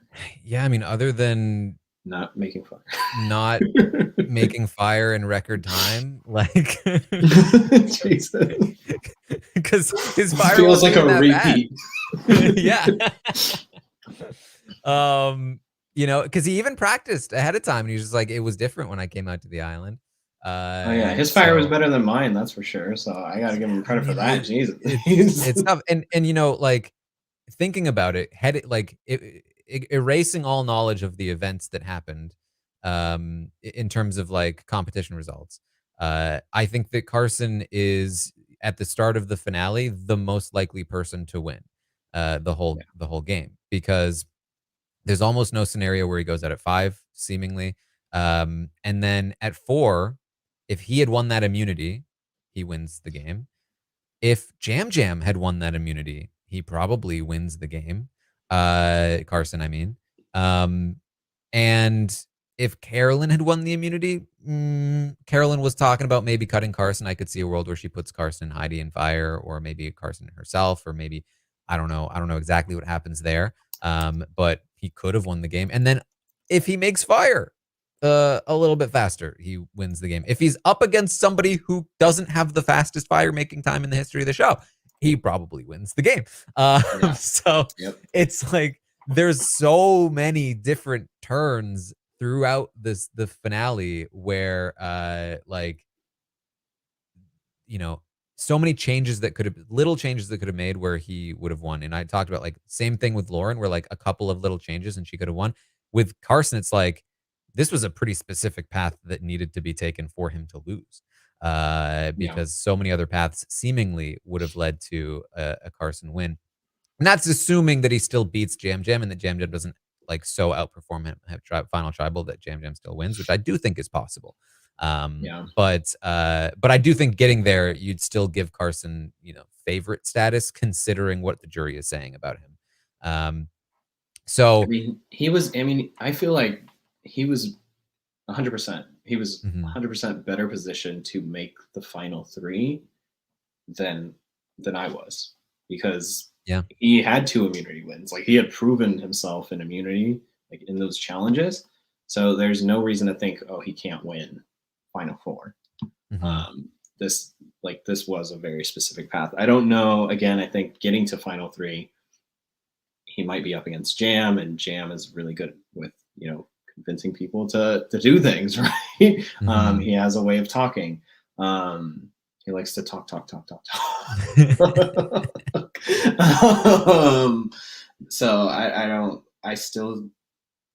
it would be a toss up, I feel like. But in terms of getting to final 3, he was like extremely well positioned at the start of the finale. Do I give my rating first? Go for it. Okay, and we're rating Jam on a different, like we're considering Jam is on a different scale. So he's not relative to these. Yes, and like, you know, I want to make that clear to the audience and to anybody that posts just the numbers later. That Jam Jam is on a different scale as a winner. We're rating Jam Jam in terms of like his winning game, and how we feel about Jam Jam as a player as a whole. Just because like we're not going to do like a postseason thing where we rate everybody's game or anything like that. Like Jam Jam won, so like we're rating how he won. How well did we think he did?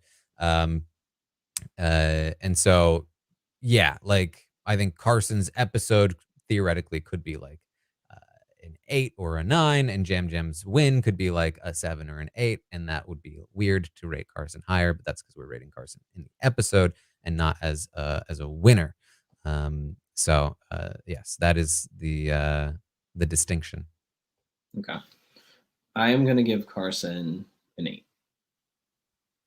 I feel good about I feel good about his game leading up to this. In the episode, I really don't know what else he could do. Sometimes things just don't break your way. And it happens. And I definitely got emotional watching his fire. I can imagine. I mean, man, like if you feel comfortable doing, like, how is it? Like, I don't know that I could watch. If I were in your situation, I would be an even bigger. Like, I'd be a huge baby about it. Like, I would not be able to watch fire making. Like, I'd barely be able to watch Survivor probably, but I would definitely not be able to watch fire making because it would trigger me so much. I'd just be like, No, I think it's fine. Like, I think that when I watched it like at the watch party, I was like, I'm getting a little bit uncomfortable. I'm going to pace a little bit back and forth out here. But I think it's fine. And then I think the biggest thing for me was watching Carson pre-fire being like emotional, feeling like this sort of like doubt and this lack of like confidence, and like he's trying. And I just remember like it did take me back to like being out there and just like trying, and like it sucks. And I feel like he probably knew that he was going to go in a fire just because seemed like he kind of knew. And that's obviously what I felt as well. And so it sort of felt like the inevitable of going into this doom and gloom situation. Well, I mean, he did great. He did great. So he did. Yeah. I think like watching it is the way to go. Like, I think that like you watch it, it's hard, but now you've watched it again, right? Like you've seen it again. Next time it'll be easier. And then like, you know, eventually it'll I've gotten rid of the fire stove. I'm only an electric stove now. All right. I agree with you. I would also give Carson an 8 in this episode. I think that you know, I could see a world where it's like a 9, but my major thing is that I don't know that he could beat Jam Jam for sure, because I do think that there's a world where Jam Jam just totally runs circles around him at Final Tribal. 2, you know, at the end of the day, he was not able to convince Heidi to not put him in fire. Heidi really was so sure that she wanted Carson at fire that that both Jam Jam and Carolyn were safe. You know, if you're a 9 or 10 player, maybe you're able to talk Heidi out of that. You know, especially because like, especially if I'm comparing like you and Carson, like you were so very clearly the guy at that point to take out. Whereas I do think that Carson had some arguments like, hey, Jam Jam's amazing at Final Tribal. Carolyn has this great story. Even Jam Jam thinks that Carolyn's the bigger threat in the final 2 or final 3. I don't think Carson was as dead set screwed as you were in that spot, where there were some things maybe he could have said, but you know, ultimately didn't happen. So yeah, I think an 8 works for me as well. And let's talk about Carolyn. I feel like I don't miss anything, and I like I'm in there. Our 3rd place finisher. She is so great. We should talk about this on this very podcast network. Sia surprised Carolyn with $100,000. So I saw somebody, I haven't been clear. I know 2nd place gets 100, and then I think some people are saying 3rd place gets 80. Oh, in placement? Yeah. Ooh, I'm not sure about it, but some people were saying it's somewhere around there. Yeah. Yeah. So like she's made some good money. We can be happy that Carolyn has made some good money, some Sia money as well. And very fun stuff. If you haven't seen the clip, at the very least, of Sia surprising Carolyn with Rob on the line, make sure you check it out. Sia That was a also Zoom gave bomb. money. What? That was a Zoom bomb. That was like Yeah. just like she just dropped in. She just showed up. So she also gave 15,000 to Carson and Lauren each, I believe. I've always thought about like it must be weird in like a weird way, right? Like Sia shows up on your call and you're like, "Oh my god, it's Sia." I know that in my head I'm like, "Is she going to give me money?" Like I don't want to assume she's going to give me money. I'm just going to be happy that she's here, right? Like that's going to be my instinct. And then as she starts saying, "So I want to," I'm like, "She's going to give me money. Is it going to be 100,000 or is it going to be 15? I knew it. I knew it. Right? Like that has to cross your mind at some point. I knew deep. It's such a big difference. I knew you were gonna say that. You said you love me, but how much do you really love me? Yeah. Yeah. No. No. You don't. I think I did get Sia's money last year, which was I play Sia all the time now. It's on loop. Anytime we get in the car, it's the first song we play. I feel like it's just part of the contract at this point. Yeah, no, I think that I don't know. For me, it was different. Like they got kind of Zoom bombed and just surprised, right? It's like, oh god, like, and I actually wonder because it seemed like on Carolyn's and Carson's, she was on video. Maybe not for Carson's, but on Carolyn's. Was for Carolyn's, yeah. Yeah, I'm like wondering if like like if Carolyn and Rob recognized who she was I immediately. didn't when I watched the video. Right? She didn't have like the thing. Yeah, no. For mine, she was not on video, so it was off video. And I was told to hop on a Zoom link to do a press interview like 2 weeks later. And like I told my wife, and my wife was like,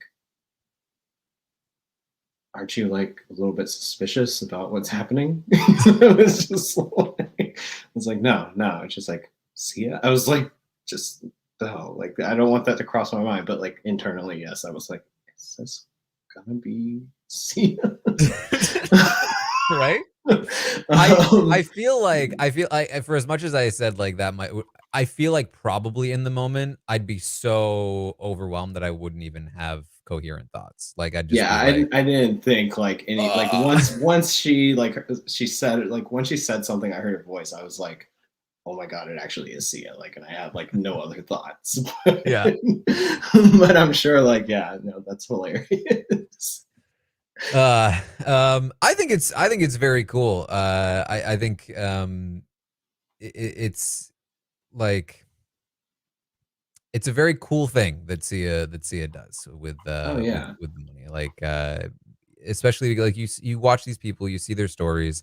You know, for her to give people, I mean, that's life changing. Even $15,000 can be life changing money. Yeah. So like just very, very, very fun, very cool thing. Yeah, no, and she's so kind. Like that is another thing. Like obviously like the money, like that's amazing and it has been like incredibly like life-changing for me. But she's also so kind. Like she got on the call for me and she was like, I want to apologize for taking so long. I was at the World Cup. I was like, I was like, please don't apologize. Like, please don't apologize. I don't even know how to respond without you apologizing. I definitely don't know how to respond with you apologizing. But yeah, she's a really sweet person. So Carolyn. Happy for Carolyn. Yes. It definitely, the thing too, like not only is it a great thing for the people receiving the money, it's also a service to the fans who are like, if you were like really bummed out about Carolyn losing, the fact that she gets $100,000 is like, oh, okay, she got hers. Like she, you know, she didn't win, but like she got some money. Like that's awesome. Maybe now she can, get somebody else to dig through her son's tooth for his tooth. Get some device, maybe. I don't know. I don't know. I think I don't know. Is it weird that was my first thought of what she would do with the money? A little bit. It's a little left field, but okay. Spaghetti.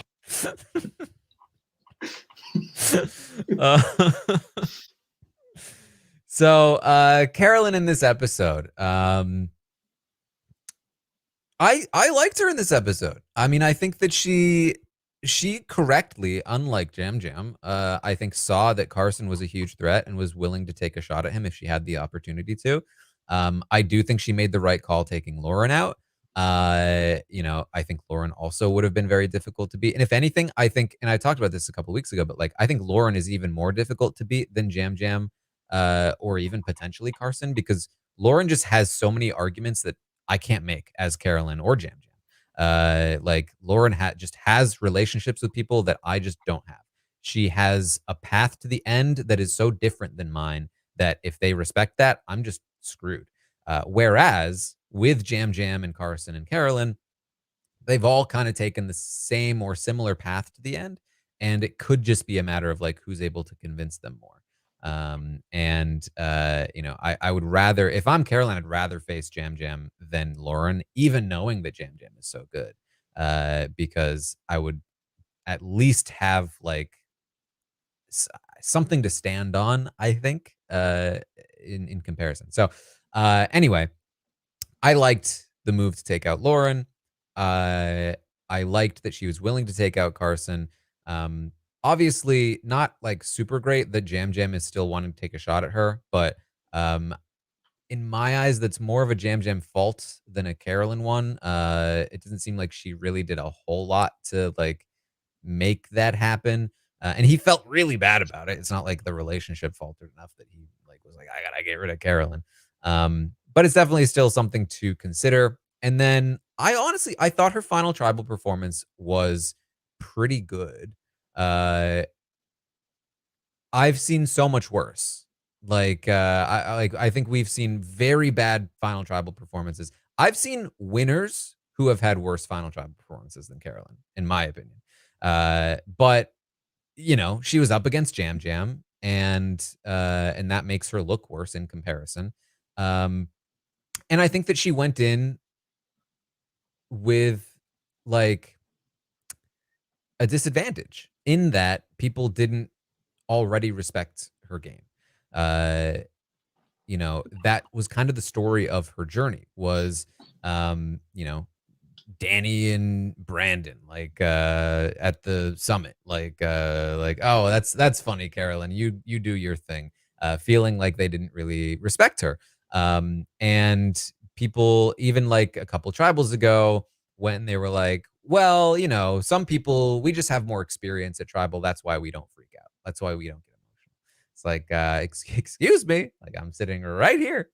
And so I think it's tough. Not only does she have to sell her case for why she played a really good game and why she played a better game than Jam Jam and why people should vote for her. She's also like, she starts from a position where first she has to make a case for her existence, like for her personality. Like, okay, let me start with, you shouldn't hate me or not respect me because I'm emotional. And here's why. And telling a whole story about like addiction and coming to terms with her emotions and being upfront and unfiltered. And like, okay, now that we have that covered, let's move on to connecting it to my game and explaining my game and why I'm better than Jam Jam. Jam Jam just comes from a much more solid place when it comes to that. Like Jam Jam doesn't have to explain like, well, here's why I'm the most amazing and funny and likable guy you've ever seen. It's a tough spot for Carolyn, and I think she did. I think she did get halfway there at the very least. I think she did get a lot of the jury to understand who she was and respect who she was. I think that it was just once she got there, she wasn't able to continue pushing past Jam Jam's strategic content and get to that strategic portion as much. And that's where it faltered. So, nothing too harsh on Carolyn here either. I think that if it were ranked choice, she would have gotten second place. So, that's worth something, maybe. And I think I would give her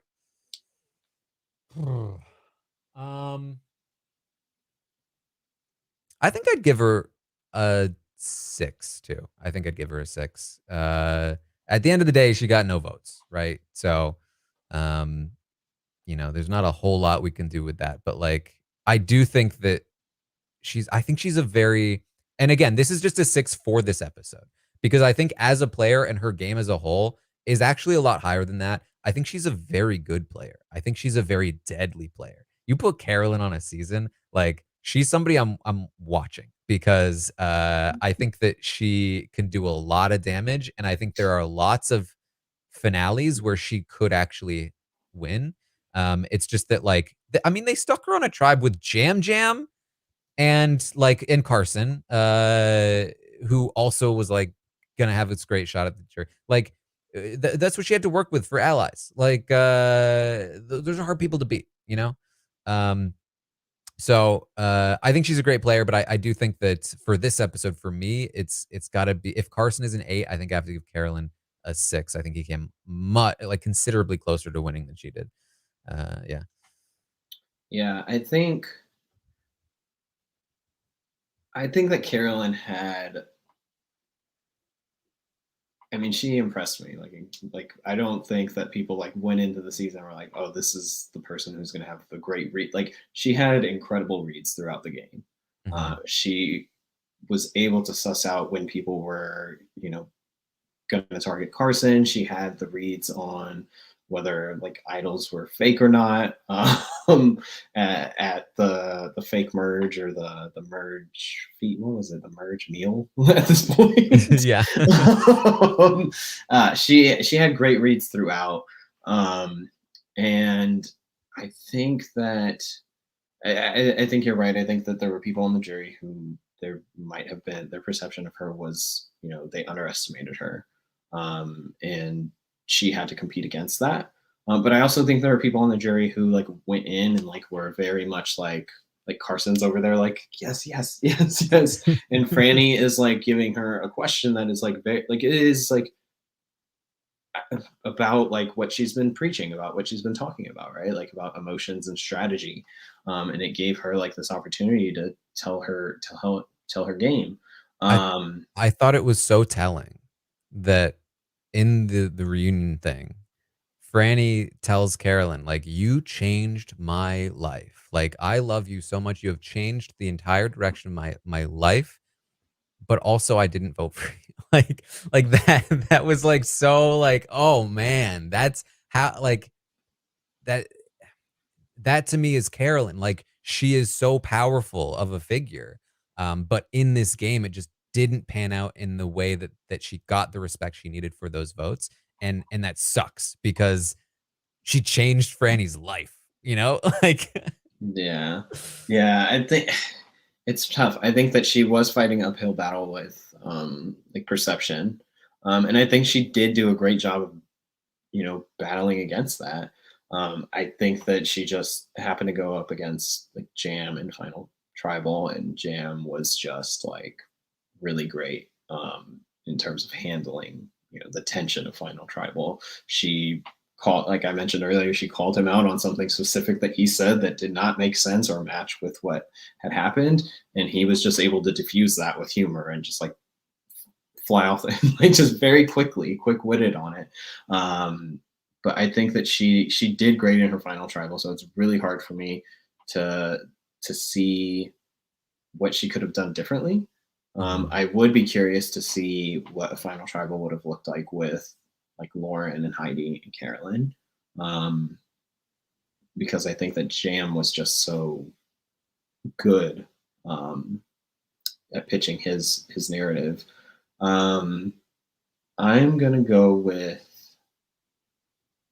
the 7.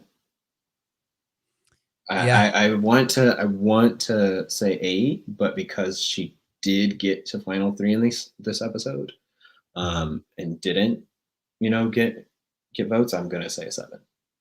But Yeah, I heavily considered the 7, and I still think there's still a part of me that's like she should have the 7 here. So I think it's definitely fair to give her the 7. But yeah, that's I think it makes sense where she's at Yeah. here. I mean, if we ranked them right now, she'd still be above Lauren at the moment. I'd love to see her play again though, because I don't know. Oh, if yeah. the perception will still be the same of her. She's gonna have to play a little bit differently, I feel like. All right, let's talk about second place, Heidi. I've been pretty critical of some of Heidi's moves in the past. I think that siding with Tika last episode and also playing her idol was not great. And you know what I said last week? I was like, for me, that was the pivot point in her game. It was in my opinion, she had 2 choices. One was play the safe route, stick with Tika, save the idol, try to then like play the idol at 5 or do something with it at 5, and make it down to the final 3 and like have a safe path to the final 3, or take a risk, play the idol offensively, try to take a shot at Tika. And I think there's a world where she knew the votes were supposed to fall on Jamie. She plays the idol on Jamie. She takes out, Carson or whoever. And then at 5, she's in between 2 duos, 2 pairs, and has a decent shot to either win immunity or get through. I mean, if she does take out Carson, she probably wins that immunity. She was second place. We know she's going to dominate anybody at fire. I mean, I think if she plays that idol and takes out Carson, I think she might win the whole game. I really do. Like knowing the results. Because she could take out like Jam Jam next and then Carson, or Lauren and then Jam Jam. Or sorry, Jam Jam and then Lauren, or then Lauren and then Jam Jam. And then get to the final 3 with Carolyn and Jamie. And having played the idol and taken out the Tika members and winning those, immunities, like I think she wins. And so the fact that she didn't do that and also wasted the idol and didn't even have like the guaranteed shot at 5 to play the idol or do something with the idol that would have been more impressive was just such a missed opportunity for me. But I will say in this episode, I felt like she actually performed pretty well. I think she did about as much as she could have. I think taking Lauren out makes sense for her at this point. At this point, she might as well, I think, go to the end with Tika. Although I could see a world where like taking out the Tikas and going to the end with Lauren, it diminishes the Tikas, but I think that it's tough because Lauren looks more impressive there. Whereas if you take out Lauren, you go to the end with the Tikas, you're the only anti-Tika option. And if the jury is against Tika for whatever reason, you win. But they weren't. So, but she wins fire making in very convincing fashion. She wins immunity before that. She steps down and she takes out Carson herself, the biggest threat. I do disagree with the move to step down. At least I disagree with the way that she presented it. I don't like that she said like, hey, I need something on my resume. I would have preferred for her to like dress it up more, right? Like let's engage in some pageantry here. Let's talk about how Carson is the biggest threat. Yeah. And only I can take him out of the game. And because Carolyn and Jam Jam, they're useless. They can't do it. They want to go to the end with this guy and they're going to lose to him. So I need to step up and do it myself. And like, I don't know, make a show of it, make it seem like you're, doing something, that's like, I don't know, have fun with it. Right. Like show off to the jury. I think that if you talk about like, well, I don't know if I've really done enough for you guys to respect me. So, how about this? Like, is this enough? Like, wasn't I think presented as well as it could have been, but I do think her winning in such convincing fashion could have been enough. Like there are worlds, there are juries where that does win her some votes, or the votes. I didn't love her final tribal performance. I thought it was fine. I thought there were some really good parts to it, especially when she was talking about her own story and her own personal experiences. I thought she started off really poorly though, when Jam Jam was talking and she like interjected with like, ah, no, but what about this? And he was like, well, you actually don't know that this was a ploy. And it really like just started her off on really the wrong foot, I think. But I don't think there's a lot to criticize here. I think that there were some definite positives, some negatives, and ultimately she walks away in second place. I think that I would give Heidi a 5 in this episode. I think Heidi more than anyone else in this episode was drawing dead. That like there was just nothing she could have done to win this game at the point that the episode started. But I think she did a decent job with the cards that she sort of gave to herself at that point. Yeah, I think my biggest what if for Heidi has to do with 5. Okay. And I know we were kind of talking earlier about like how if Lauren somehow managed to get through 5 and then get through 4 and gets the final tribal, she would be a big threat. But it seems like Heidi had this, at least from exits, it seems like Heidi had this really strong relationship with Jam that might have like prevented her from really considering taking out Jam at that stage. And I wonder what would have happened if she did like spearhead Jam, like taking him out, and then took out Carson, and then was sitting at the end with Carolyn and Lauren. What kind of story she could have told then? And if that would have been enough. Like, so that is like my big what if.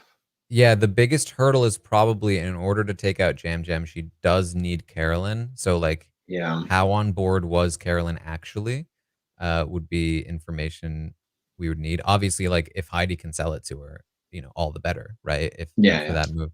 I do agree. Yeah, I do agree. I think that knowing what we know with how Jam Jam performed at Final Tribal, it's worth a shot, right? like we don't know what would have happened with Lauren. So might have been a better spot for her there. And considering that she is not even in consideration to be voted out there, like she's got plenty of room to work with. So yeah, I mean, I think it's worth trying for sure. I would definitely still feel like Lauren, because something that I'm concerned about if I'm Heidi in that spot is how do I make sure that I get credit for this? Because I think from the perspective of the jury who's looking at Lauren as the person that should be voted out here, it will look like Lauren pulled something off. So that would actually be like, as long as I do have the votes, that would be the thing I'm probably having to consider the most is, okay, how do I make sure the jury realizes that this is me making a play because Jam Jam is a bigger threat than Lauren, not that Lauren has managed to convince me to keep her around. And so that would be tricky, but I think more doable. She found that tree idol. Jam Jam. She found the tree idol. Hey, if anybody finds that tree idol, it's a whole different game. Yeah, no, I don't want to give. I don't know.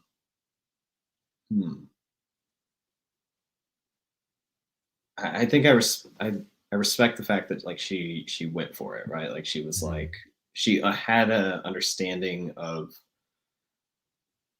people's perception of like her game and people's perception of where she stood relative to like people like Carson, right?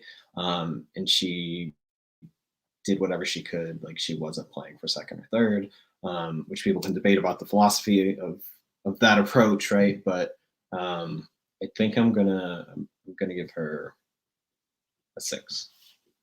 All right. I'm not gonna land on the same number as you. I'm gonna avoid the same number as you from now on.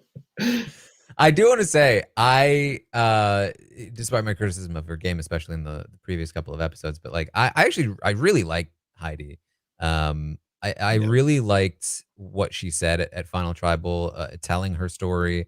Like it again, it always when contestants have the time and the space to sort of like speak without the edit being so overwhelming, like having an opportunity to speak at Final Tribal, it really reminds me of how much the edit influences even me, right? And like how I see the players. Because it's like when I saw Heidi having the ability to just like speak about herself and tell her story, I was like, I really like Heidi. Like I like she's an amazing person. And it's like I wish I had been able to see more of this throughout the season, instead of, you know, mostly. And I get it. Like you've got Jam Jam, you've got Carolyn, you've got the Tika 3. Like there's so much to focus on there. But I do feel like in like hearing Lauren talk, like you know, you casting does such a great job that like all of these people are so likable and so compelling.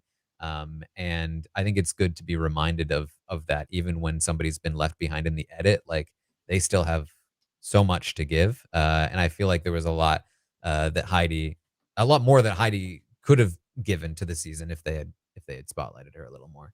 And a very fun player too. Even when I disagreed with her decisions, I liked that she was always like going for it. Like she was always trying something, right?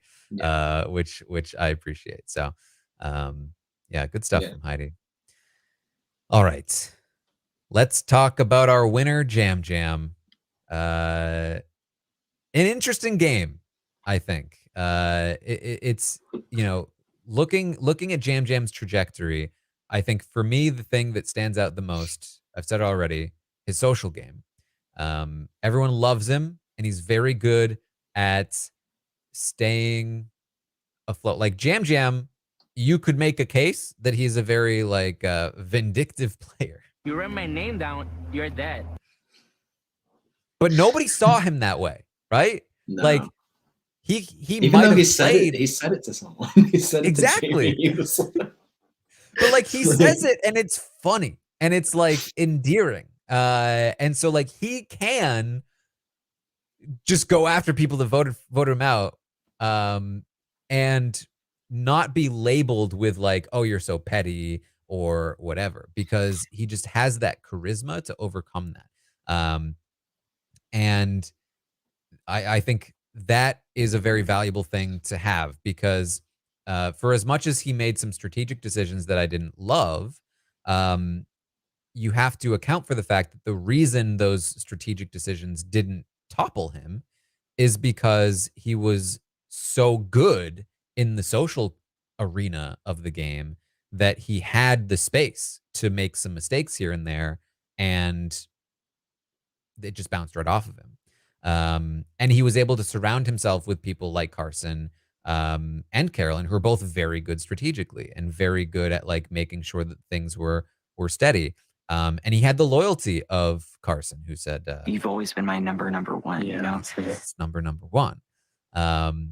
So I think that, you know, I don't look at Jam Jam as like a strategic winner. I see him as a very social winner. And those words are kind of weird, right? Like being good socially is also being good strategically. There's a strategic component to social game. So sometimes I like to, if I really want to distinguish like tactics versus social game, like tactically, the decisions he was making at times, like going after Carolyn, didn't love.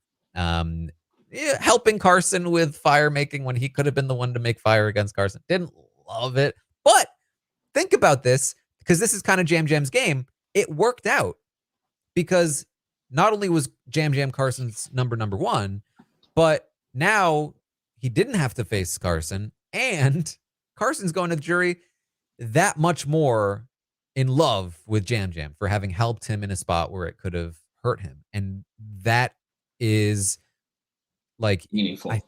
It's so meaningful. It means something. There's a way that you can critique that as a move made in Survivor, where you're looking at the numbers like, this is a bad move because he could have gone up against Carson. He could have lost against Carson. But there's another sort of, in my view, like angle of Survivor strategy that is being that person to somebody else and the value that that brings to you. It's hard to sort of like see it tangibly, but it's, I think, what carries Jam Jam through the game and why he's able to win in such a convincing fashion is that he has that charisma, that personality, and the relationships that he's able to build, um, you know, overcome, or not even overcome, but like are good enough over here in the world where it's hard to quantify these things, that like in the quantifiable strategic look at numbers, look at decisions sort of view, it isn't able to touch it as much. Yeah. So that's sort of how I see Jam Jam as a winner. And I always see winners who have that capability as like very, very impressive. Jam Jam to me strikes me as the kind of person that like you'd meet him in person and you'd just immediately be in love with him. He would immediately like make you comfortable, make you feel like he liked you and that you were like didn't feel awkward talking to him. You know, like there are just people that you meet like that. There are Survivor winners that you meet like that, that are just like they're so good at just like they have a presence to them. He strikes me as the kind of person that has that presence, and that's such a valuable thing to have in a game like this. So, I'm very impressed with Jam Jam as a winner, especially from that side. The critiques I have would be on the more strategic end. If he does get his way and he votes out Carolyn, what does that do for him? If he gets his way and goes to the end with Carson, can he beat Carson? I don't know. I think he has a chance, but it's a riskier proposition. But I do think that Jam Jam is a player where if you threw him into any given season, I think he'd always do pretty well, because it's like it's and this is why it's so hard to quantify. I would say that Jam Jam's social Jam game Jam has that effect on you through the yes. Jam Jam's social game is like a good luck charm. Like Jam Jam is more likely to get lucky in a game of Survivor than somebody that doesn't have that ability, if that makes sense. So even if he's not like the most on top of it, controlling the game like a Machiavellian villain kind of player, he is the player that like things are much more likely to break out well for him because he has so many more options available to him to like, okay, things aren't working out over here. Well, I can just bounce over here, make friends with these people and try a new angle. And I'm not just automatically screwed. A very versatile, very adaptable player. And that's the value I see in Jam Jam's game. So that's it's difficult to explain, but that was my attempt. What are your thoughts, Jesse? I mean, I think he had positive relationships with everybody. Yeah. I know that Jamie has said that she had positive relationships with Jam Jam and some of the exit press that she did. Lauren said that in her exit press, she was like, Jam Jam had such a strong social game. I think that is what prevented Heidi from like even really actually doing anything against him at 3. And it, you know, he had the Tika alliance really, you know, nobody turned on each other, but you know, he was sort of cushioned in that and sheltered in that. And it has to do with the effect that he had on people. And I do want to say like what he was doing for Carson probably did matter. Like, I feel like it does matter. I think especially when you're getting down to like 5 and 4, especially 4, I can speak to, especially where Carson was like in that moment, like feeling like very down and defeated and just like alone probably, to have Jam Jam there helping him. I know that at 5 on my season, Carla was like, I think she figured that it was going to be her essentially. And like, there was a moment where she was like, let me make sure that you know how to strike a flint and like, you know how to make fire. And like, I had struck the flint before, but she was like right there, like trying to like help me out. And that was very meaningful. Mm-hmm. And then at 4, like Gabler was coming up to me in the forest when I was like, I separated myself intentionally from people and was making fire. He came up to me and he would like give me a coconut and offer me tips. And even though he pretty much knew that it was going to probably be him going against me, he didn't like come up from behind and help me strike the flint or anything. Hold your hand, you know, like ghost style. Gabler did not do that, but he did help me. Like he did give me tips, and he was like, "Hey, you should do like this way or that way." And that did mean something, you know, especially just in those like moments where it's like it's very raw out there. But like even separate from that, like Jam just had that effect on people, and you see it in Final Tribal where he's just able to make people laugh, able to make people, you know, feel something. I think he just is very charismatic. And even though I think there were a couple moments earlier in the season where when he said things like if you write my name down, you're gone. Like I think the first time he said that, I had thought back to like earlier episodes, and I was like, did you really like drive the vote against the people that ended up going? Like, or was it more like just based on the edit? Like it felt like more like it was incidental. Yeah. But like it doesn't matter because he was able to sell that narrative and couch it within like that charisma. And that is just so effective. And I will say I have met Jam, and he is very charismatic. And he does draw you in. And so I do think he played a great game, and I think he is a great Survivor player, a great Survivor winner. Yeah, he's going to be really hard to rate. I don't know if I want to be the first person to rate. No, yeah, you brought up something that reminded me of something I want to talk about, which is like packaging things in a way. Like Jam talking about like anybody that wrote my name down, they got voted out. Like that's probably the case for a lot of Survivor winners, because you know, Survivor winners don't get their name down written down that often, and usually there's not many people left by the time they're in the final three. So probably most of the people that have written their names down are gone. But Jam knows that that's something that he can use. Like, hey, anybody that wrote my name down, they left soon after, you know, or whatever the case may be. He can package it in that way, in the same way that he's able to package, like, I was able to tell when people are lying. And this is key too, because like it's not like he needed to give a specific example of a time he caught somebody lying, because that's kind of risky. Like, you know, maybe he uses an example and he's wrong and that person wasn't lying at the time.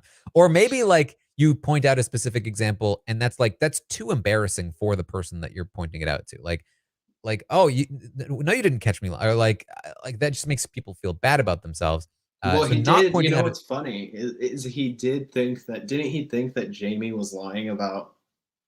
Yes, Kane and there, going? yeah, So, like, that's the the thing. he He was use a actually specific- not great at telling when people were lying. Like he did not. He thought that somebody other than Carolyn had found the idol at Tika. He thought that Jamie was lying about her situation. Like, I think there was even a thing before that he thought somebody else was lying when they weren't.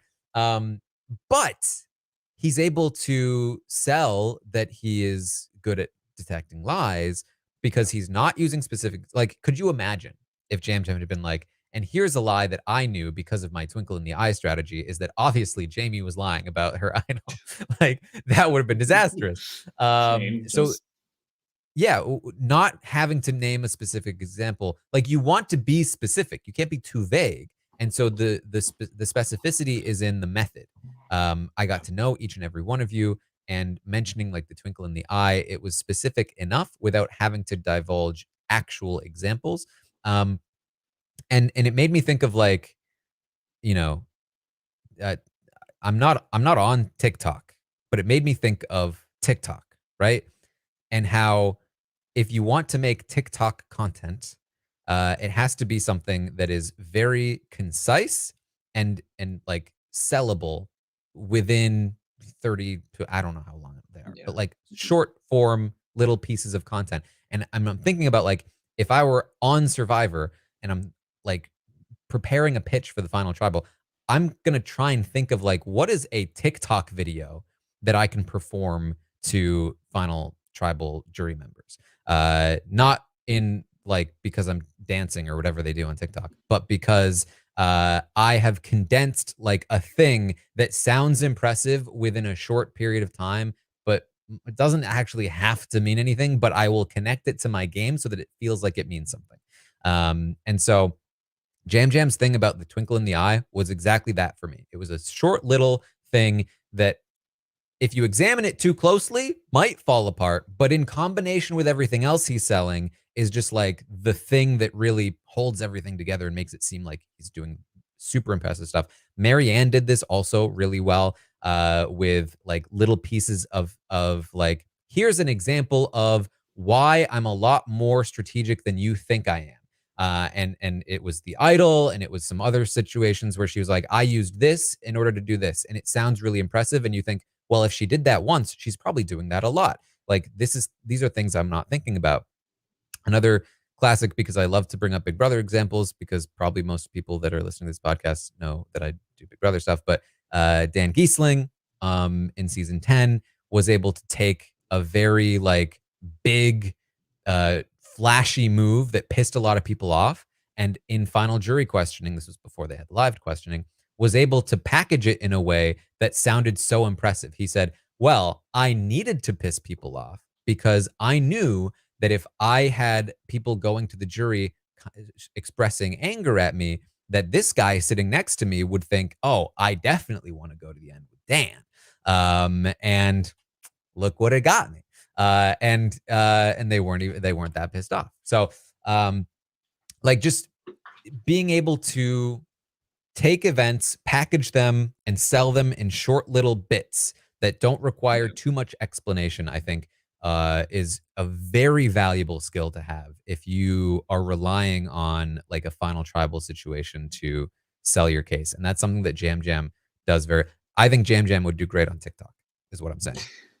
well, Final Tribal is a little bit longer than the 30-second TikTok. I know that, but like in terms of like, I think if you take too long, you get lost, right? Yeah. And I don't even know. Sorry, I don't even know if it's just like the length though, because like I think Gabler on my season, he tended to ramble, but then he had these like nuggets that were just like had some sort of narrative, like it pitched like in a narrative like that, like then fit with like, okay, well that does fit with like what we know of the game and what worked, right? So I think there is like this like in the twinkle in the eye, right? Like those are like nuggets. And I think, did Erica end up using her like lamb to a lion thing in Final Tribal? I just think there's like things beyond that, a couple seasons, my memory starts to go. It's fine. It's fine. The same. But I just think there are things that like, it's a long time. You're there for a long time. And so sometimes those like brief little 30-second TikToks, like you're saying, like that pop in and like explain a moment or explain a strategy or an approach or, a skill that you had is like very important. And I think Jam was just like, was so good at it, it seemed like. Yeah. Yeah. I think, obviously like just one of those moments by itself isn't enough. I think it does need to be integrated into an overarching narrative that you're telling, right?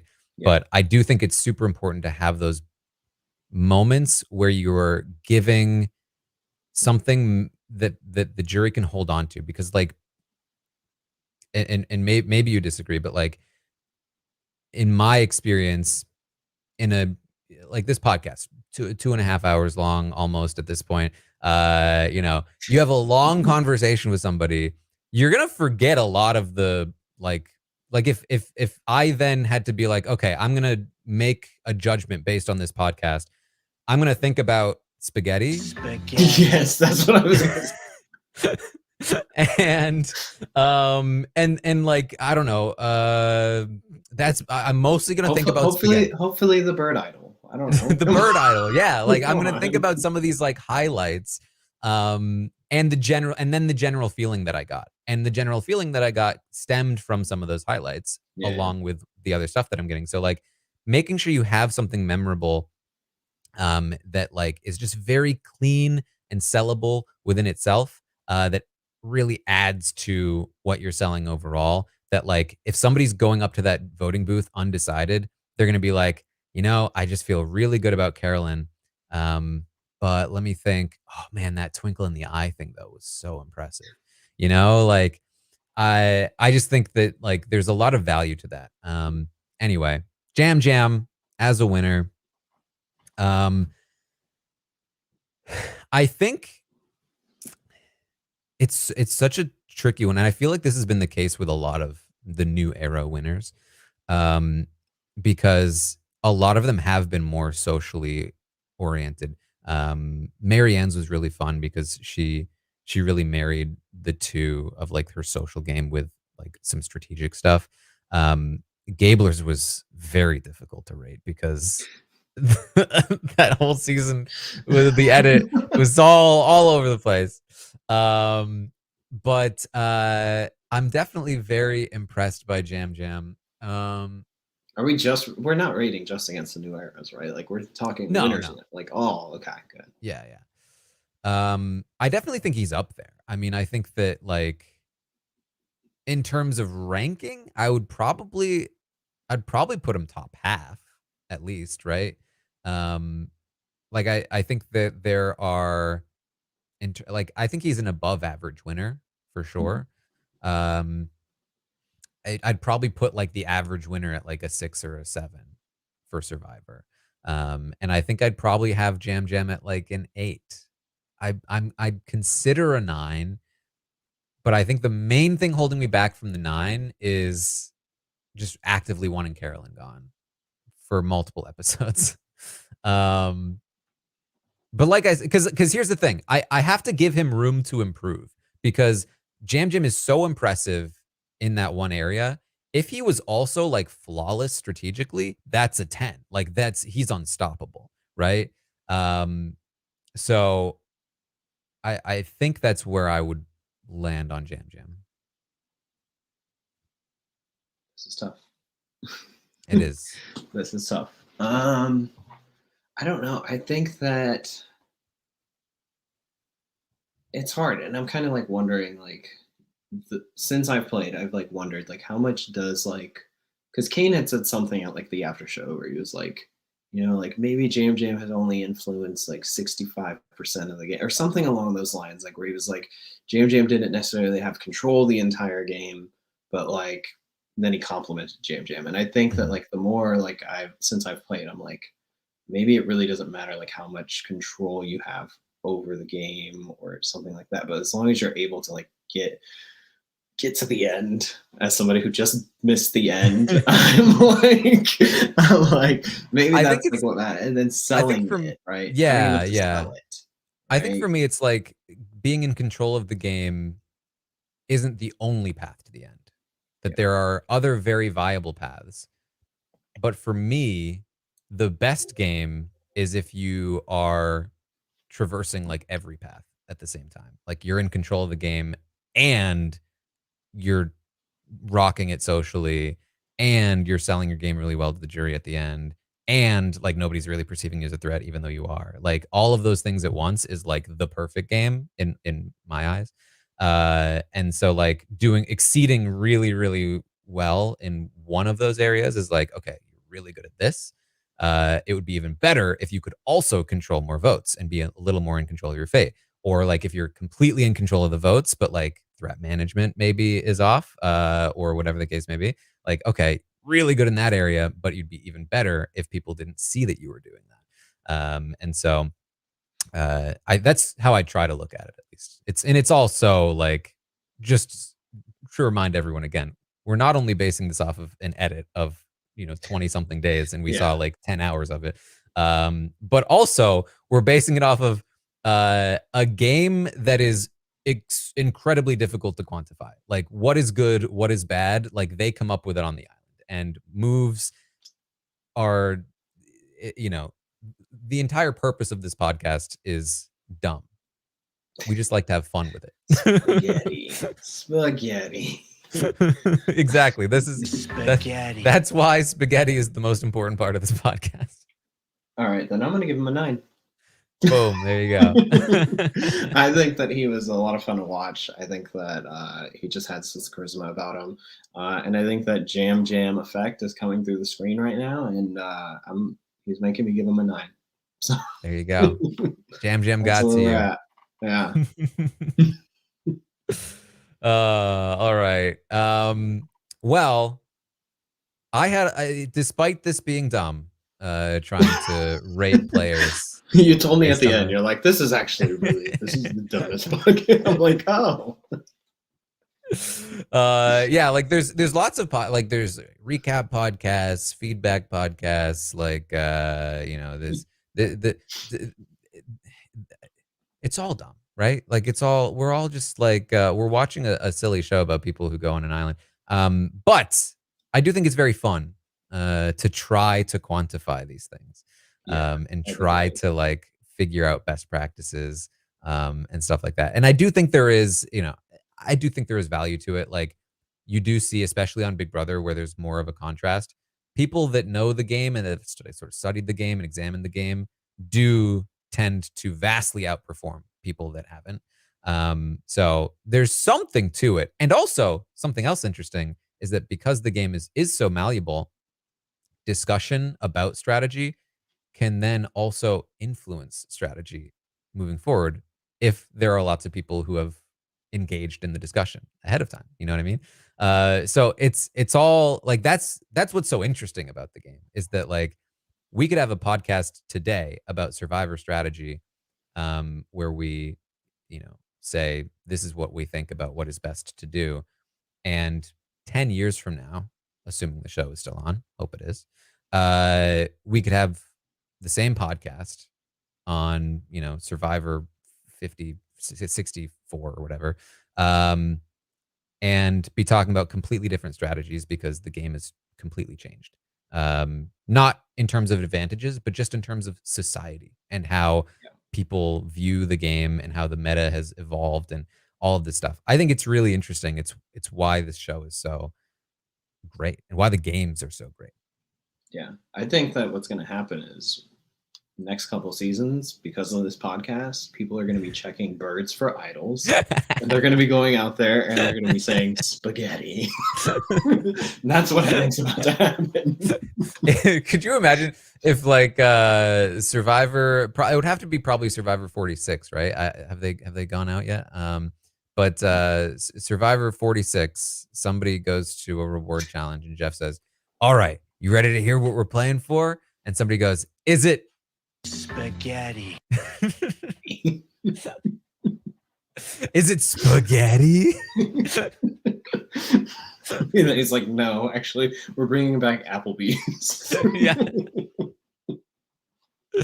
The Oh boy. Well, Jesse, thank you so much for doing this with me. Yeah, it was I so much appreciate fun. you giving me so much time. Yeah, it was a lot of fun. I was excited to do it. It was a fun finale, and it's fun to recap it with you. Very, very interesting discussion. Always good to hear from the perspective of like, especially like you played so recently. Well, we viewed it so recently. And so it's always interesting to sort of like get your thoughts both on the gameplay and also like where the show is at and all of that stuff. It's very fun to talk to you. Yes, it was a lot of fun to talk to you as well. All right. Well, that's what we have for you. That is the season of season 44 on Survivor. Next season, we have 90-minute episodes. So that'll be interesting. Do you wish your season had 90-minute episodes? Yeah, I think so. I mean, more time to explain what was happening out there. A lot of stuff gets left out. I mean, I felt I have no room to complain about like screen time or anything like that because like I felt like I got a lot. So no complaints from me on screen time. But I just think that in there's more comparison time to to Big tell Brother, a story. Yeah, in comparison to Big Brother, where there's live feeds, like we barely like saw like through a little hole, like so. I think more time is always going to be better as long as they're able to fill that time with interesting content, and we're not going to be like sitting there for 90 minutes, like, oh, okay, are we gonna, I feel that way sometimes with like I love Australian Survivor, but like there were seasons where I was watching that one and I was like, okay, this is a little bit long. I haven't watched the most recent season. I know everyone loves it. But I'm excited. I'm excited for 90 minutes. I think it'll be fun. We'll of course bring the Stockwatch back for that, or at least we'll try to with all of the Big Brother will be on. Amazing Race will be on. So who knows? We might have to alter the format slightly for a short period of time. But that's what we have for you this season. Hopefully you enjoyed the journey. You can, as always, find me over on Twitch, twitch.tv/Taran Armstrong. I'm watching these episodes live with all of you, reacting in the moment. You can find me on Twitter at Armstrong Taran. I'll tweet out all of the things that I'm doing. Jesse, where can people find you? Twitter, Instagram, Jesse_L_Lopez. And tomorrow, I don't know if I can promote other things on here. Go for it. But I would check out the Mr. Beast video that drops. Are you in the Mr. Beast video? There might be there is a child in the Mr. Beast video that I may know. Oh, that may be up there. I don't. Oh my God. So yes, 3 p.m., 4 p.m. around that. Talk about like Mr. Beast. He edits. Like, Yeah. I spent 100 days in this 6-minute video. Yeah, right. Yeah. You'll catch me on Twitter complaining about a purple edit potential. Yeah.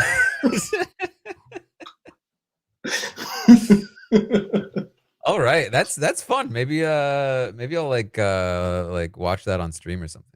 Yeah, we'll it'll root be fun. for do we have a number? Number 10. Number 10. All right, we'll root for number 10. Yes. All right. Well, check out the Mr. Beast video. Check out, of course, all of the Survivor coverage that's going on. Big Brother will be back in August. So stay tuned for that. And that's what we have for you. Thank you all so much for joining us this season. And I will see all of you next time. Spaghetti.